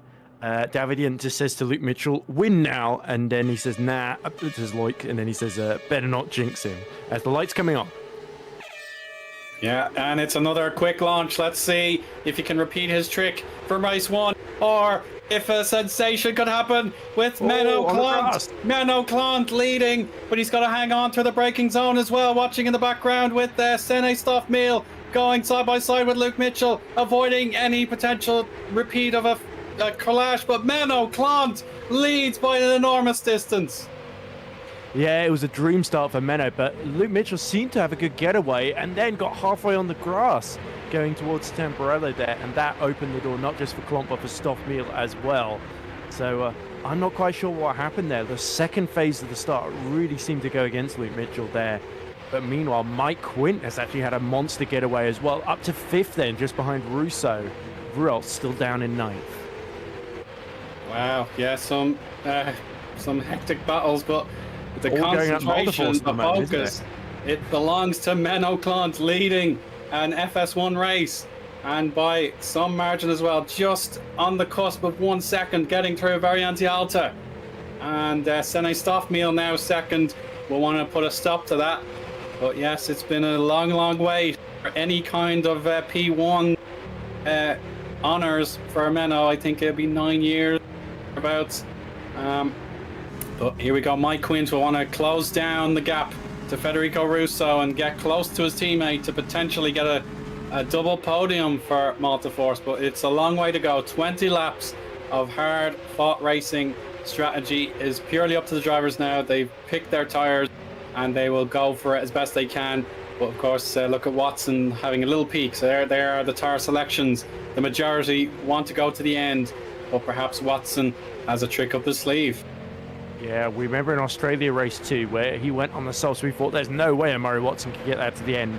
And then that's exactly what he did without having to make a pit stop. So it was very impressive time management from the Netrex man, who's now 3rd in the championship. But it's the new championship leader that made the most progress here at the start. And Russo is also looking very threatening to Luke Mitchell now. Mitchell, who's just starting to fall away completely from the Stoffmeal-Klomp battle. So it's the Luke Mitchell train we're looking at the moment. And Menno Klomp, unfortunately for him, Stoffmeal is setting purple first sector, so he's matching his times at the moment. So Klomp, 9/10 ahead of Stoffmeal at the moment. He's going to have to really push to break DRS range. Exactly, yeah. The DRS is going to be so important once it can officially be used on lap 4, but it will be active on lap 3. So, yeah, Russo at the moment is losing that near 7/10 of a second distance to Luke Mitchell now. So let's get our DRS opened. It's Stoffmeal with the fastest lap, 125.9, but of course Menno was 126 dead. So that is great covering driving there for Menno to hang on to his distance of 8/10 of a second. And yeah, it seems like the gaps will begin to either close or expand. You can see the intervals are so narrow at the moment. Yeah, lots of support for Menno Klomp in the chat. Chris Phyllis says, today will be the day, Menno. Rodrigo Carvalho, on the other hand, says, nah, come on, Senes, show how reality hits. So can Menno Klomp stay in Dreamland, or will Senna Stoffmeal give him a rude awakening? As we see Mitchell being overcome, wow, around the outside into the Piratella corner goes Federico Russo to get onto the final step of the podium. And can Russo now get involved in this Klomp-Stoffmeal battle? Let's find out. Here we go. Mitchell already feeling a bit of anxiety, losing his podium position, and a wide using 2 wheels on the runoff. It's Quint on the inside. Ravazza is coming along very soon. A double left-hander, and it's a smooth move for the number 11 car. He now has 4th position, and he'll be trying to repeat some of his excellent laps in race 1 to close down Federico Russo. Stoffmeal again, fastest lap. He's found another 10th of a second, but Klomp, he's still got half a second thereabouts. So as you can see now, the KKR is making haze on the number 14. If Menno Klomp can put up the defensive job of his life, then this race could really open up. And Stoffmeal makes a mistake at the exit of Villeneuve, dips a wheel onto the gravel, and that is going to help Menno Klomp, no doubt there. So Stoffmeal has to collect himself. Remember, still in his first couple of FS1 events, he did Suzuka as well, didn't he? And he was quite impressive there too. But he doesn't have as much experience, anywhere near as much experience as Menno. So Menno needs to use the fact that he's smarter, more experienced to his advantage here on those hard tyres. But Quint, crucially, getting past Mitchell early on, and Watson on the softs has also made it past Luke Mitchell as well. Frank Hamming is going to be the next to try and punish Luke Mitchell for his poor start or getaway off of the pole position. But yeah, Mike Quint, crucially, that he's made that ground early. If he can clear Russo quickly, he could get involved in this lead battle. I really hope we don't end up seeing Klomp having to move over from Mike Quint. Hopefully that the race won't play out that way, such as the pace of Stoffmeal and Russo as well, for that matter. No, I wouldn't imagine Menno would be even gone. They consider play the forward team player game. Do that, right? Yeah, I wouldn't suspect that at all, to be honest. But Quint, yeah, he's using the empty space in front of him to close down Russo, and yeah, the fastest lap goes his way, trying to pull clear of Watson in that process. Very consistent lap times now for both the race leaders, 126.2 shared between them. Patrick Roszak wants to get more points for Parallax Volpino. He has made his overtake on he's still ahead of Ruel, so he's gained a place. Trying to see what happened. Oh, it's Mitchell. Mitchell, is he gone from the leaderboard there? Yeah, he's DNF'd. Oh dear, so he's been disconnected, or he's crashed out and come to grief, unfortunately. So a day that promised so much for Luke Mitchell ends with an 8th place and a DNF then. So a good performance, but unfortunately race 2 really being very short indeed for Luke Mitchell. get the replay. So let's see exactly what happened. Down to Tamburello, and he's gone off the circuit, and he realizes there's no rescuing that. So yeah, he would have had to give up 10 or so positions. His tires would have been ruined with the gravel for half a lap. So he just went straight on there in the braking zone. I wonder if the wheel failed or something. Good. And look at this, Mike Quinton's right behind Russo then as they go down towards Tamburello. Around the outside he goes. Very clean move from Mike Quinton then. So 2 multiforces on the podium, as you predicted, Eoin. Yeah, fate is so far shining on that gold and black livery. The Multiforce GP team are living life, and they're loving life, hopefully, with Menno Clant, 9 years of waiting on the line at the moment, with Senna Stoffmeal wanting to deliver back-to-back Race 2 victories for Kaizen Koja. So the narratives are absolutely riveting right now, one way or the other. It is definitely something you do not want to miss, and Clant just using too much traction, or too much of the road at Acqua Minerale, and this is Stoffmeal's first opportunity, and perhaps his best opportunity, because Quint in about 2 or 3 laps could be right on the case of both these drivers. Indeed, he could. I just got a bit distracted there because I was trying to figure out when the last 1-2 or last double podium was for Multiforce GP. It must have been quite a few seasons ago. But yeah, Stoffmeal is really looking threatening here. So Menno needs to hold his nerve here, because any more mistakes like that, and Stoffmeal will be straight through. And indeed, with the DRS, perhaps this might be the move just coming up now, Eoin. This is it. Brace yourselves, everybody. It's Senna Stoffmeal versus Menno Clant for the race lead. Clant using his inside line to great effect. He defends the P1, and Mike Quint, no doubt about it, we'll see a few extra tenths to claw into these two with the defensive driving necessary. So let's watch and wait for sector times to come in. Yes, it's a huge gain for Mike, nearly 0.6 of a second in just one sector, Ed. Did you see how late Menno Clant had to break into Tamburello to stay ahead of Senna Stoffmeal? That was just extending the corner so much that you can see it in the lap time that he forced Senna Stoffmeal to slow down, to just not hit into the side of him there. So clever driving from Menno Clant. He knows Mike Quint is coming, the cavalry is coming to help him out here, as we see yellow in sector 1. But is it coming quickly enough? Stoffmeal just looks absolutely relentless at the moment. Yeah, indeed. We can't fault him for wanting to get a win after he won some races in Academy 2 years ago. This would be his very first official pyramid victory, if he can get it, after graduating from the Academy. He has raced in FS2 and Superlights, of course, in the past, so he's got the solid experience. But to get better than his very best in FS2, which is the double P2, he got race 2 in Japan and race 1 in China. So yeah, he's on a very good run of results at the moment. But Menno Clant, the experience versus the newcomer, it's all really exciting in this Benelux battle as well. It's the Netherlands versus Belgium. Yep. And then another Dutch driver close behind. So it's the Dutch drivers are eating well tonight, aren't they, on the podium places? Yes. In Imola. As you see a replay of what happened to Philip Koenig. He's right behind the VMS Sunhead. That's De Vries, isn't it? Oh, and Koenig just goes straight on at Rivanza, just breaks onto the grass and slams into the wall, loses his front wing. And not a great day for Gruffon, is it? Is Saracino still going somewhere? I think he might be not doing particularly well either, down to 23rd. And there's Van der Smissen.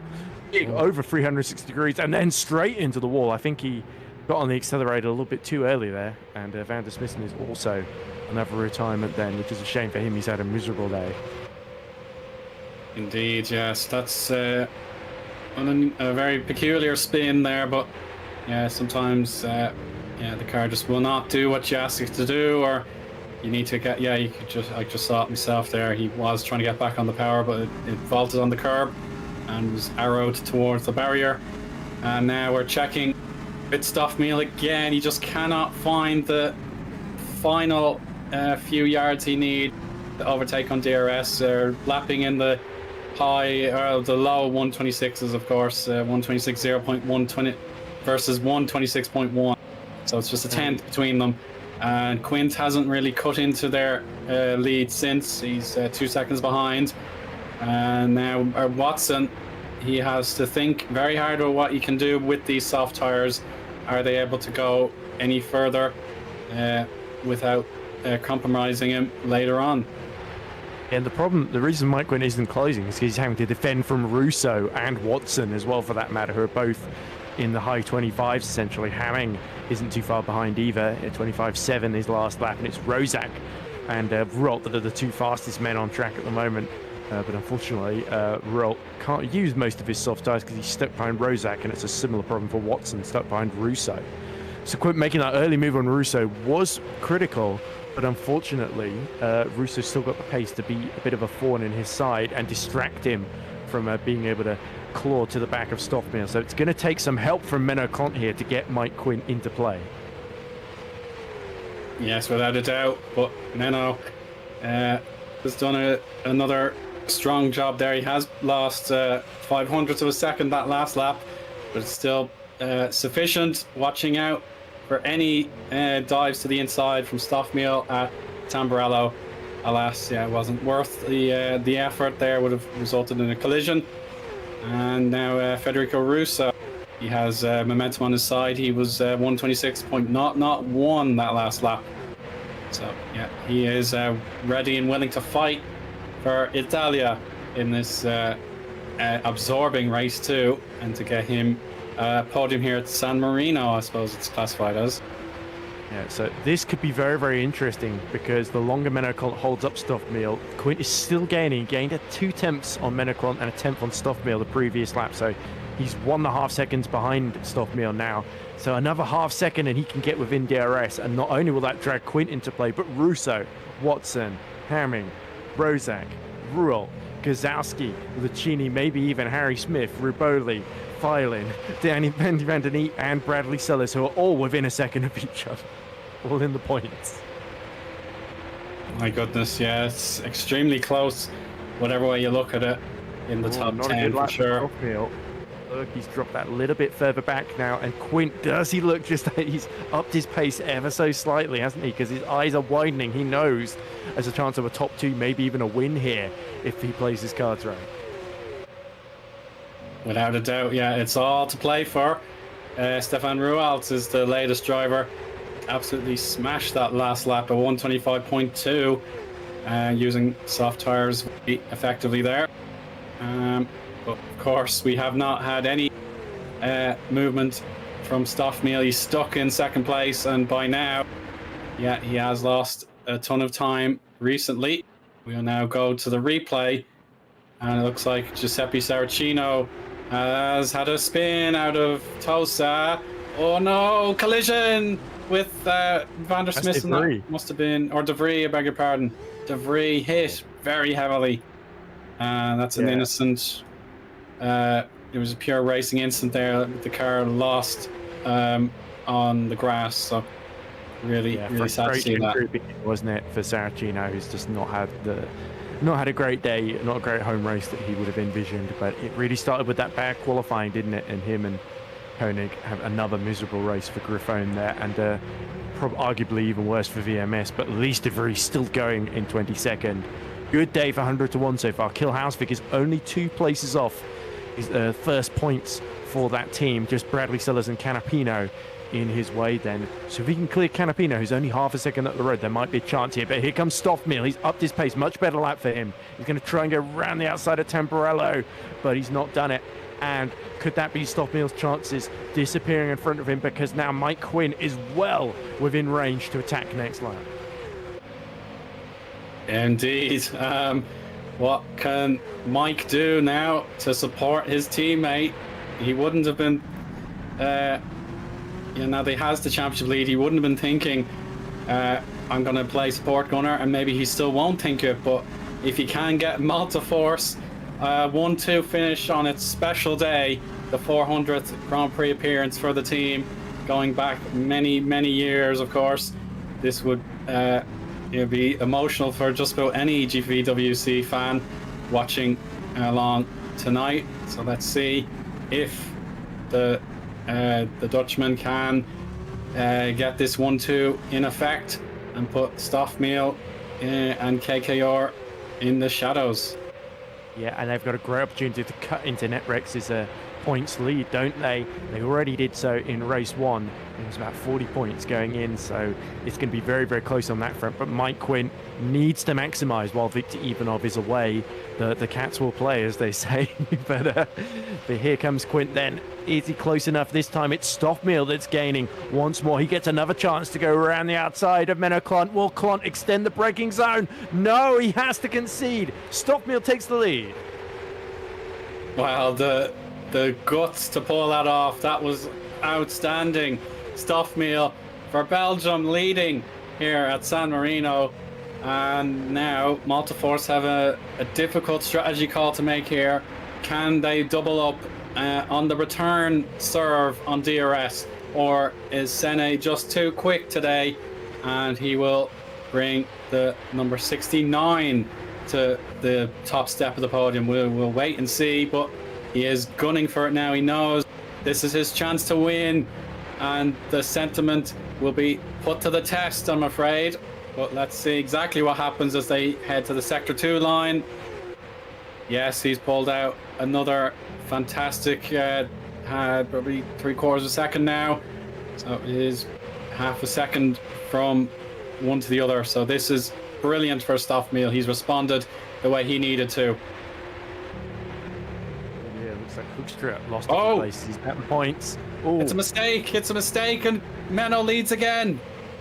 Oh my goodness me, and Stoffmeal, has he blown the lead here? Because here comes Mike Quint to the outside then, and he's got the DRS too, whereas Stoffmeal does not then. So Stoffmeal down to third. It's a Malta Force GP 1-2, and are they going to fight each other? Stoffmeal back up the inside of Mike Quint. Oh my goodness. This is absolutely insane. And here comes Russo sneaking up to the back of Stoffmeal. Stoffmeal defends the middle of the road, and he pushes the Alpha down almost onto the grass there. And now Watson, who's still kept those softs alive, has a chance of going up to fourth here if things get any messier. Here comes Hamming round the outside of Watson, though, into Tosa. Yeah, watch the manners for these two. It's going to be tough. Someone has to yield at Piratella, to be honest, and it appears that Watson has defended his position, and he will fight as hard as he can to perhaps gain on Russo, but it was so close with the bottleneck effect, with Stoffmeal losing out a Ravazza too, giving Menno his lead back. Through, sorry. I think Stoffmeal might be lagging here. Oh no, he's off, and yeah, this is terrible lag at the moment, and I hope that's it needs to be real. Russo has been interlocked, and he's lost all that progress. So yeah, good spot, Ed, and it gives Amari Watson the podium for the second time. But we have, without a doubt, Malta Force first, Malta Force second, with the last 7 laps to go now. Yeah, and now they're free to fight each other, because look at this. Mari Watson's got his hands absolutely full of Frank Hamming, who goes clean around the outside of him as Rozak holds off Rualt then for fifth. But Frank Hamming is just absolutely flying in these late stages then, as we expect him to. He does tend to do this in race 2, doesn't he? He just climbs his way through the order. And Amari Watson still going to get some good points out of this, but the softs perhaps not performing at their peak anymore compared to the hards. And now Malta Force have got a difficult decision, because if they fight each other, Hamming could get them and they could lose everything. So will they hold position, or will Menno Klont have to do the difficult decision to let the championship leader through here? Honestly, I don't think so. I really believe Menno Klont has priority after being P2 on reverse grid. But Mike, if he has a chance to race his teammate genuinely, then he's going to take it. So we will wait and see what could happen, as Frank Hamming is now third. Frank Hamming taking that podium swiftly away for himself, giving the Dutch yet more dominance. So here we go, the first real chance to see after that extraordinary lap where Stoffmeal led. Then at Ravazza 2 he fell off, giving Menno the lead back, and then he lagged into Federico Russo. So it seems Klont has a better launch. Maybe Quint will make up the time again, heading towards Tamburello. He's a little bit too far back, I think, even with the DRS. But look at Hamming, personal best 125.4, whereas Clont and Quint are both in the 26.5s, 26.6s. So that's over a second quicker. So Hamming is a genuine threat to these two, and that will increase the amount of pressure on the Mo. And a word on Russo, you got to feel for him, because that was an easy third place for him that unfortunately got taken away due to that lag. Yeah, it's absolutely heartbreaking for him. He did nothing wrong. It was purely out of his control, and indeed out of the control of... that's a car out of control. Mulling there, lost it out of Pirtella. So, yeah, Sene Stoffmeal, he had no control what was going on either, so it's just desperately unfortunate. One of those things in sim racing. Canapino making contact. I think yeah. Oh, and he's lost control there. Oh, that's a nasty one. And the third replay, yeah, this is the big one now. This is the big one. Yeah, Canapino, who has actually competed in F1. There you go, they're already interlocked before they get to the Variante Alta, and Russo almost realizes it as he turns in there. And yeah, RF2 physics not at their best there, unfortunately, and he's desperately trying to get out. So Russo is still running in the points, down in 14th, actually. So despite the damage, he's done incredibly well to get that car out there. Those points for Alpha Data could be crucial come the end of the season. Now Ruhl attacks Rozak into Temporella, and has to immediately back out. So he's got the same problem as Watson. The soft tyres slowly degrading much quicker than the hard tyres at this phase. And Van Den Eek, I think, is running into the same issue behind Phelan, who's got up to 11th in all of this, as Rozak dips more wheels into the gravel there as he desperately attempts to keep Rot, the race 1 winner, at bay, and the Super League champion, of course. So Rozak, with a relative lack of experience by comparison, has actually done pretty well to hold on to that 5th place. But look at this, Hamming is now starting to drag Watson towards the Multiforces, and I think you're right. I think Mike Quint is going to defend Menaclon rather than attack him here. Yeah, they have advantage over Hamming. He will have some DRS though, but it will be very difficult to beat two teammates working in tandem with one another. They've got 9 years of history beckoning on their historic day, but Stefan Ruel, he's here for even off and MS Performance's benefits, so if he can get points for the team, subbing in for our former championship leader. Oh, and that will be, Rozak! oh yeah, that's precarious to say the least, and Ruel should have him, even if both drivers are on 0. So this is going to be a little bit tight, and that Hyperion of Gazowski just behind, he's going to try and follow Stefan Rott through, but Rott breaks late. Rozak, struggling at the apex there, but the MS Performance gets through into top 5.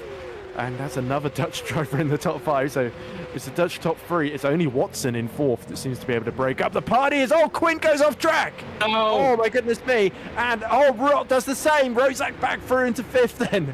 So top 2 in race 1 making big errors there, and Quint somehow holding on to P2. So that's one way to help Minnow win the race, but not ideal.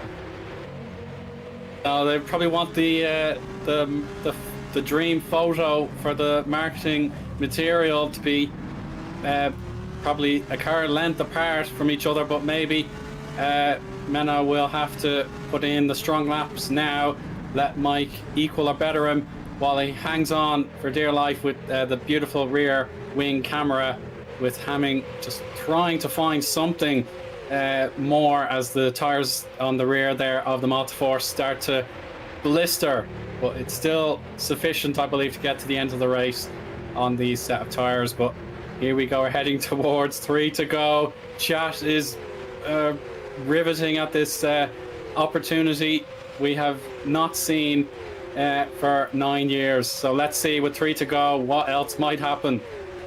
Yeah, 5 years. That was how long it's been since Menacont last won a race. And somebody was reminding him of that just before tonight, and he sounded really annoyed that he'd have to wait so long to taste victory again.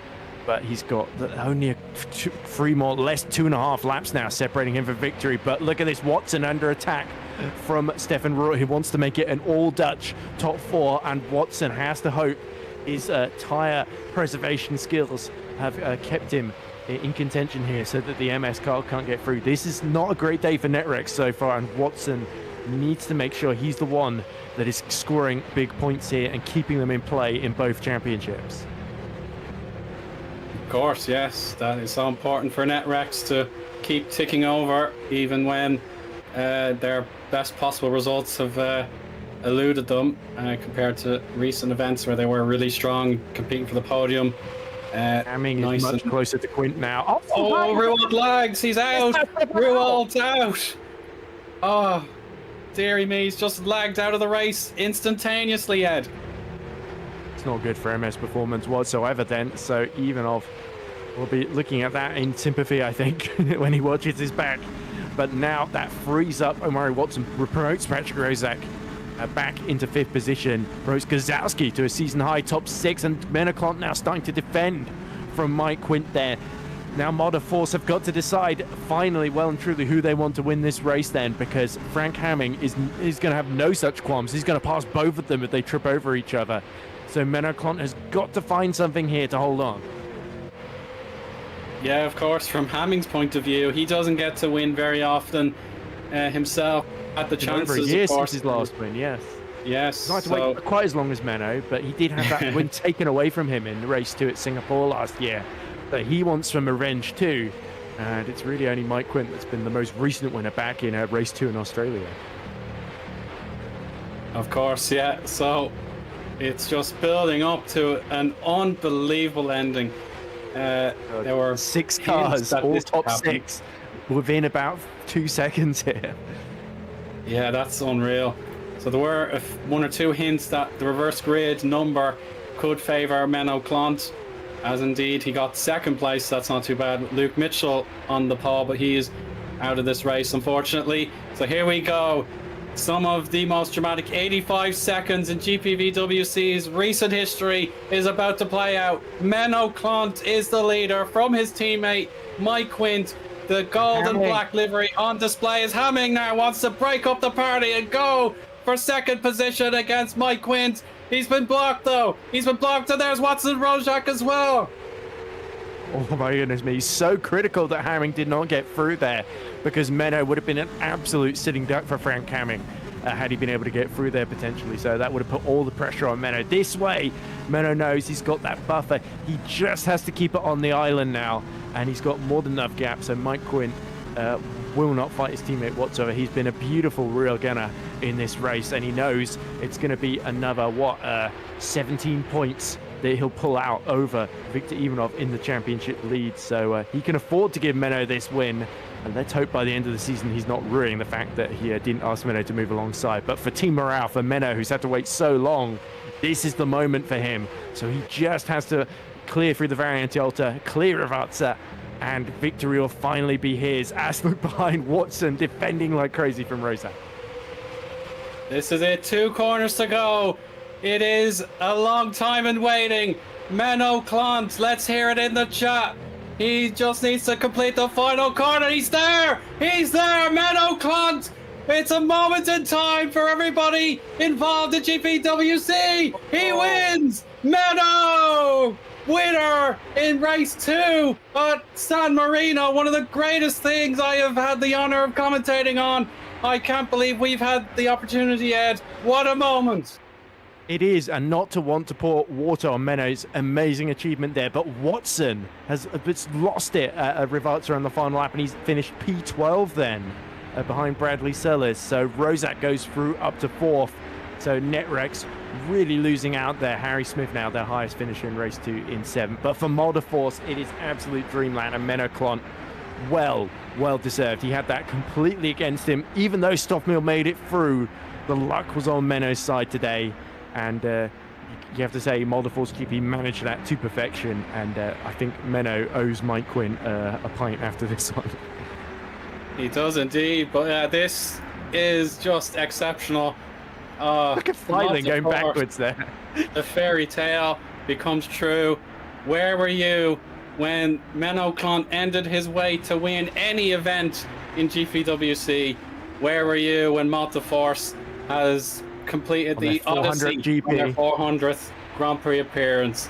Thank you for watching, but don't forget the interviews are going to be out of the world, out of this chain.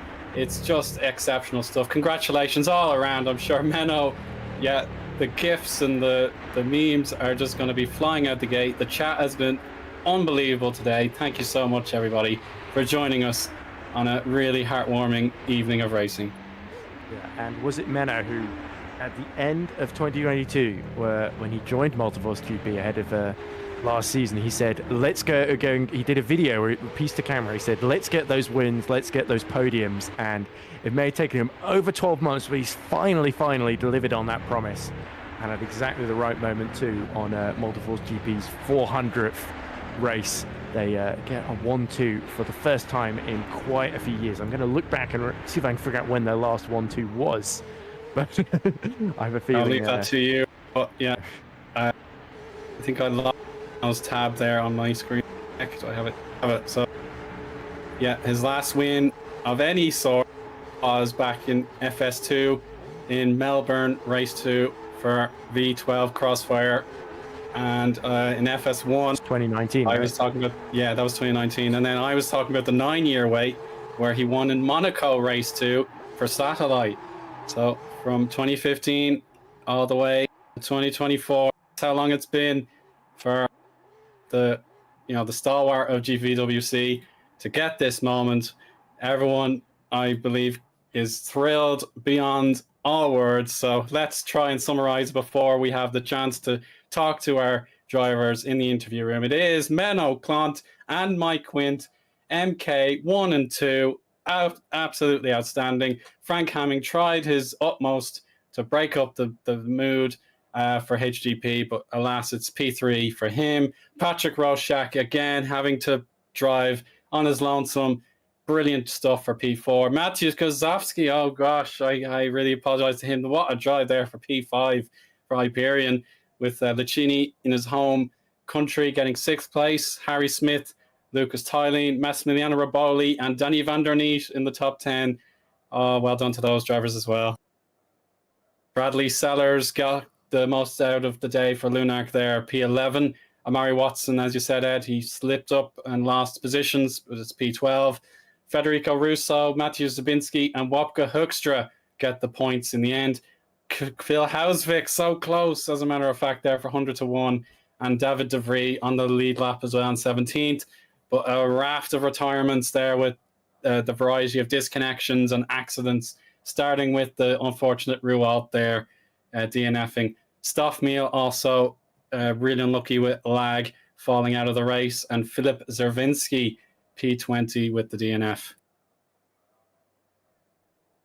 And the other drivers that did not make it to the end, Matthias Canapino, Robin Muhling, Giuseppe Saracino, Jonas Abler, Justin van der Smissen, Philip Koenig, Luke Mitchell, Daniel Scott, and Isaac Clark. So those drivers, they'll hopefully be able to dust themselves down and try again in the next round.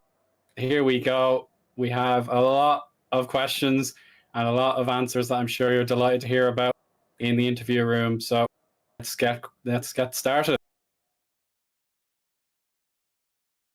Oh, it's a massive interview room. Absolutely massive. More drivers than were in the race, it looks like. Or some drivers that certainly weren't in it. So surely we've got to talk to, since Stefan Ruhl is not there, we've got to go talk to Menno first, haven't we? 100%, yeah. Let's hear from him. Right.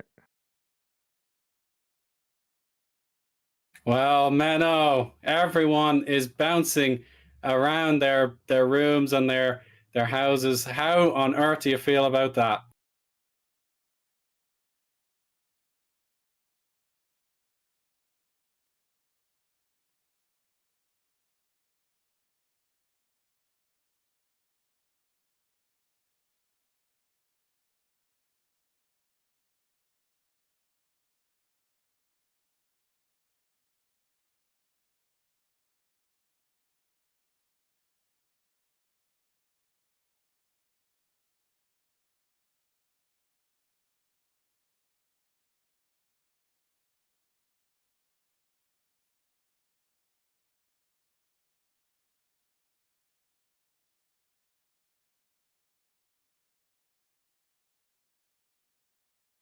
Sorry, Menno.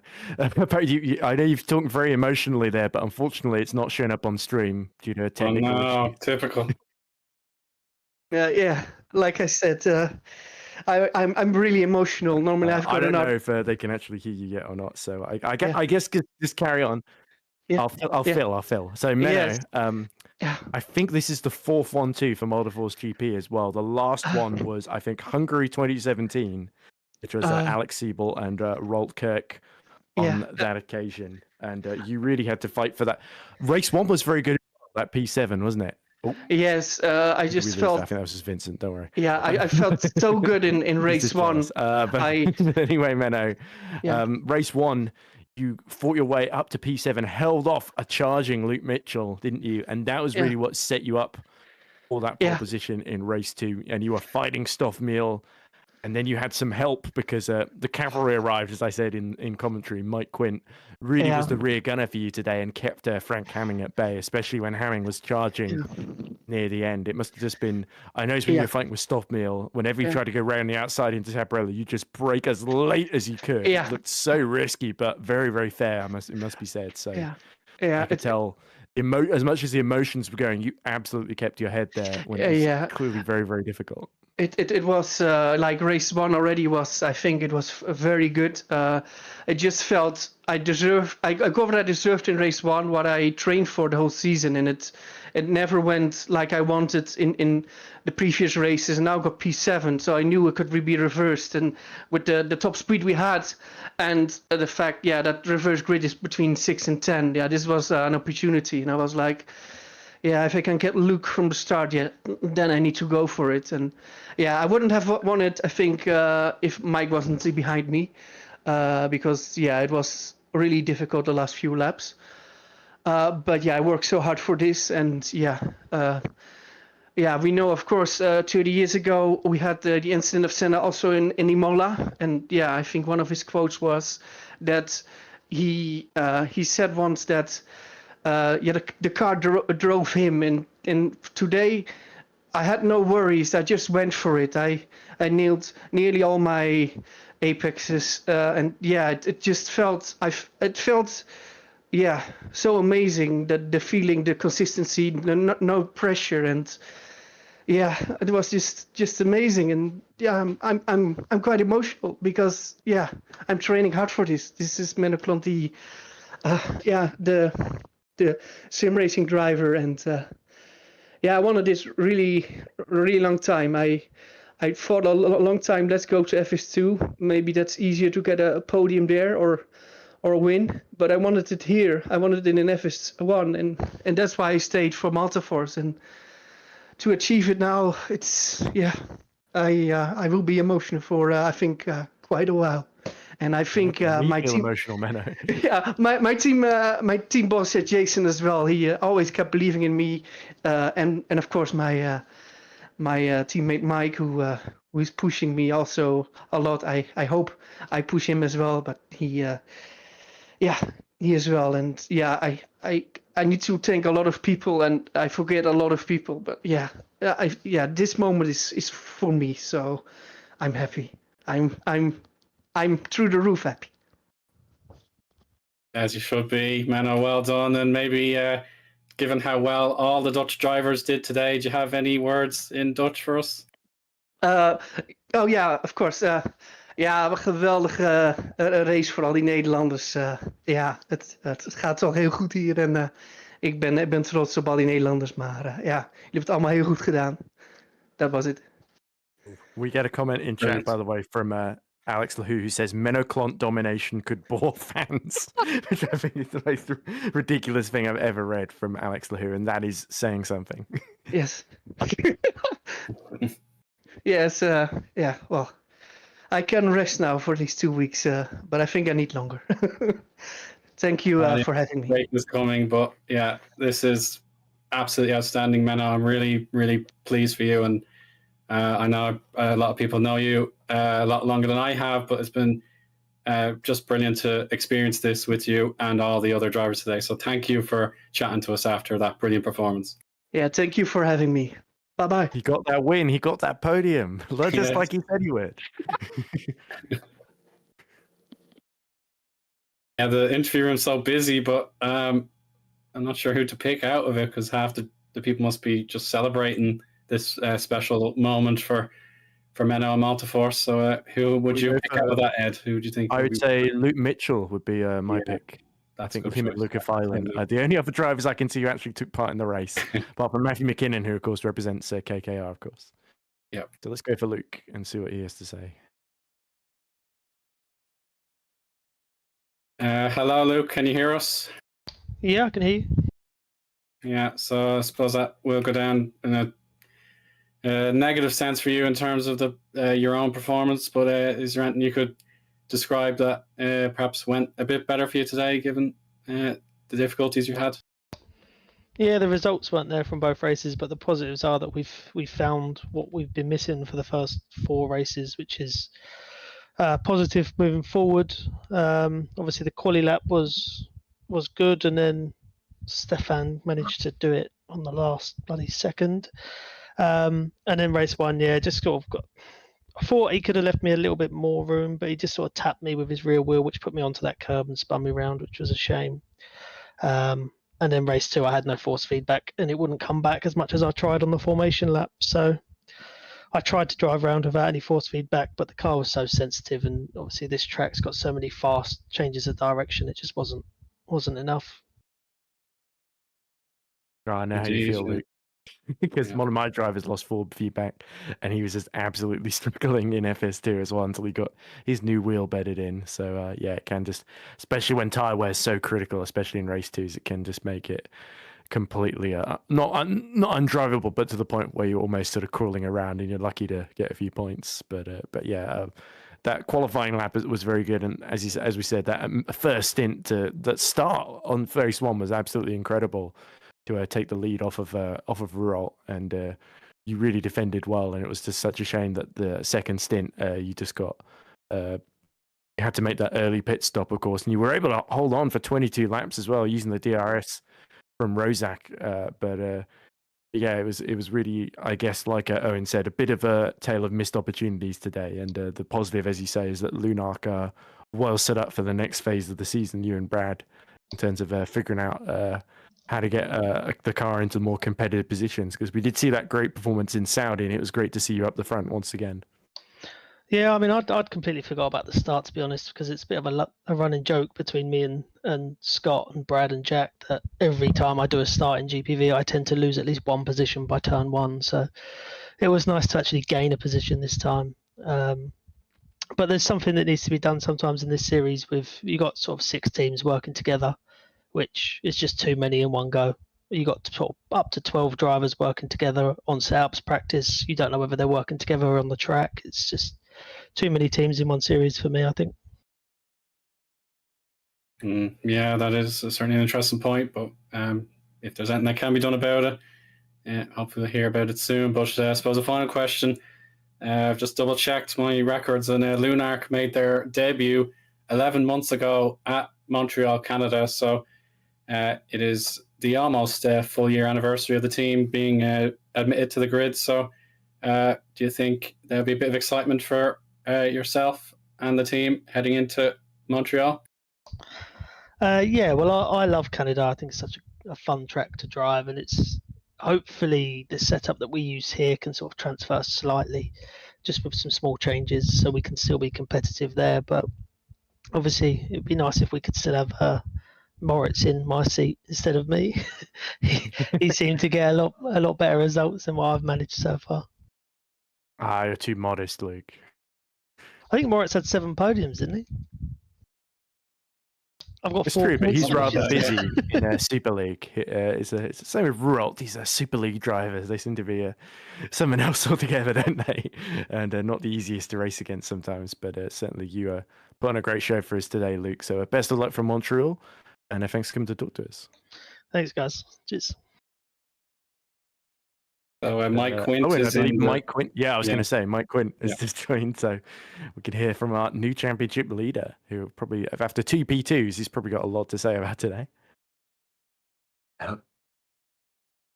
Now, Mike, I suppose the joy that you must be feeling for the team after 400 Grand Prix and all sorts for Menno as well. So what was your perspective on your day now that you have the championship lead? Yeah, it was an absolutely amazing day, I think, for the team and for me as well. I think race 1, yeah, we all saw what happened. Don't need to comment a lot on that, but yeah, race 2 was just amazing. I think it's been a really long time since Multiforce has had a 1-2, and yeah, this was February definitely 2017 was the last one. 2017. Jeez, that's Yeah, Alex Siebel and who was the other guy? It was Rate Click, I believe. Oh, Or yeah, Kilk, yeah. sorry. Yeah, it was very difficult though. Race 2, obviously, some very fast guys behind, and Menno was actually very good on pace. It was very fast, and I had a few times, even when Frank attacked me, I think final lap, I went as deep as I could. I almost lost the car there, so it was a bit of an all or nothing move. But yeah, I couldn't let the 1-2 slip away in the last lap, of course. Yeah, it must have been a big surprise that Sene, he got the opportunity to lead, and then at Ravazza 2, he fell off the road slightly, giving Menno his lead back. So you were definitely on your toes for that one, I'm sure. Yeah, that was a very weird moment. I just saw him lag, and they were, yeah, I mean, the cars were just inside each other. I'm not sure what happened, but I'm not sure if it happened more behind when he was behind us. But it was very, very weird moment there. No idea how that happened, but I guess an R Factor moment. Yeah, it was less lucky for him in the end. He had a full-on lag, and Federico Russo, I think, was brought down by accident. So, yeah, just thank goodness for your perspective. You had the opportunity to avoid calamity, and you went on to get that 1-2. But you've got to enjoy tonight. But of course, Canada in 2 weeks before our spring break. So, what do you think you could deliver for the team there? I think Canada's always been, a very good race for me personally. I mean, I don't want to jinx myself, but I think, I always do quite decent there. I just hope we can keep this momentum forward. Hope we can keep this pace, and hopefully, get another good race similar to this one in 2 weeks. And Mike, final thing from me. Now that you're leading the championship, I believe it's by over 20 points now over Ivanov. Does that change your mentality? Is it going to be more about banking second place behind Victor in race 1s and then hoping that you can just stay ahead in race 2s? Or is it going to be more just trying to win and still continue to take big risks now that you've got that big lead? Does it not change anything at all being so far in the lead now? No, I don't think it changes much. I was never really in the mindset of, I got to take the lead here and there. I just always been, okay, I can take what I get. And if I can't get it, then just, back off and be okay with P2 or P3 or P4. As long as you don't crash or spin, it's all good, because there's obviously 2 races. So, no, I think it doesn't change a lot. There's still a very long way to go. I mean, we saw last season how it ended, so... Yeah, a very long way to go. I think the mindset stays very, very similar, very laid back. Yeah, well, I think everyone's got their fingers crossed. Not just they had their fingers crossed for Menno today, and I think a lot of people, who are especially fans of Multiforce, have got their fingers crossed for the rest of the season for you, Mike. And I think Menno owes you a pint of beer after the defensive job you did for him in race 2. Once you caught up, but like you said, Menno had to fight to keep Stoffmeer behind for a long while so you could catch up, and there was a moment where you were fighting with Russo, and there was a bit of a stalemate, wasn't there? So you did well to sort of break out of that, essentially. Yeah, very true. Yeah, so we'll let you get straight back to your wonderful celebrations with the team, Mike. We really appreciate your time, and see you again soon. Yeah, cheers. Thank you. And I think, should we have a quick word with Matthew after his team went through the ringer there? Yeah, probably the most disappointed manager, Luca Violin, coming away with a couple of points, but Stoffmeer, the big disappointment in race 2 after getting that P5 in race 1.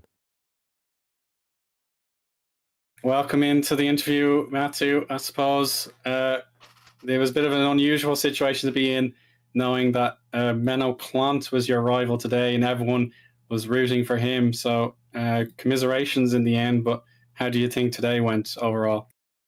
All right, I guess you could say. no one really expected today to be the greatest. I mean, we were struggling up on the preparation part of it, but then it did come in really well from, I think, his performance in FS2 on Tuesday, and then he carried that on for today. Just got unlucky a little bit with lag, but in the end, everyone in GPVWC got what they wanted. They did, yes. It was quite the experience to have just a wave of support for the one driver and the one team. But yeah, to have Sene give a real brave fight after the 5th place in race 1, you can be proud of that, knowing that you had a substitution role for him. So yeah, I suppose after 2 weeks ago, yeah, it is the highs and lows of sim racing, isn't it? Yeah, some weeks it's some weeks you can be really happy. Some weeks they're going to be the negatives, but it is what it is. Next, we just move on for the next one. Any thoughts? I think it all gone.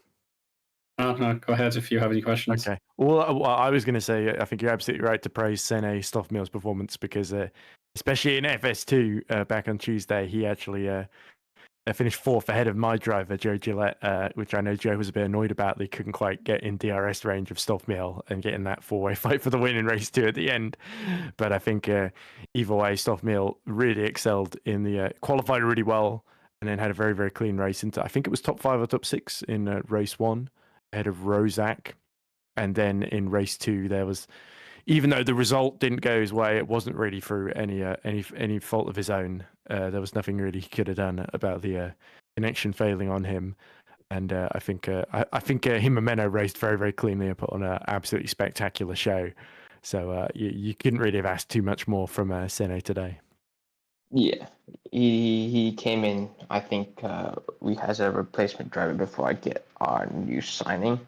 And then, of course, I didn't really expect him to do that well, but he really came in with a really good performance to try, which also kind of helped Lucas, who coming into this Imola didn't have any pace and struggled with the track itself. So with his performance itself, kind of really helps us for setting us up for the next Grand Prix, but as well as helping us in the constructors a lot. Well, what a difference not only a year makes for Luke, because he was so quick here last year in FS2, but also like 2 weeks because of course he won in Shanghai as well. So it was odd to see Luke a little bit off the pace this weekend. But I think 14th, and was he 8th in race 2 as well?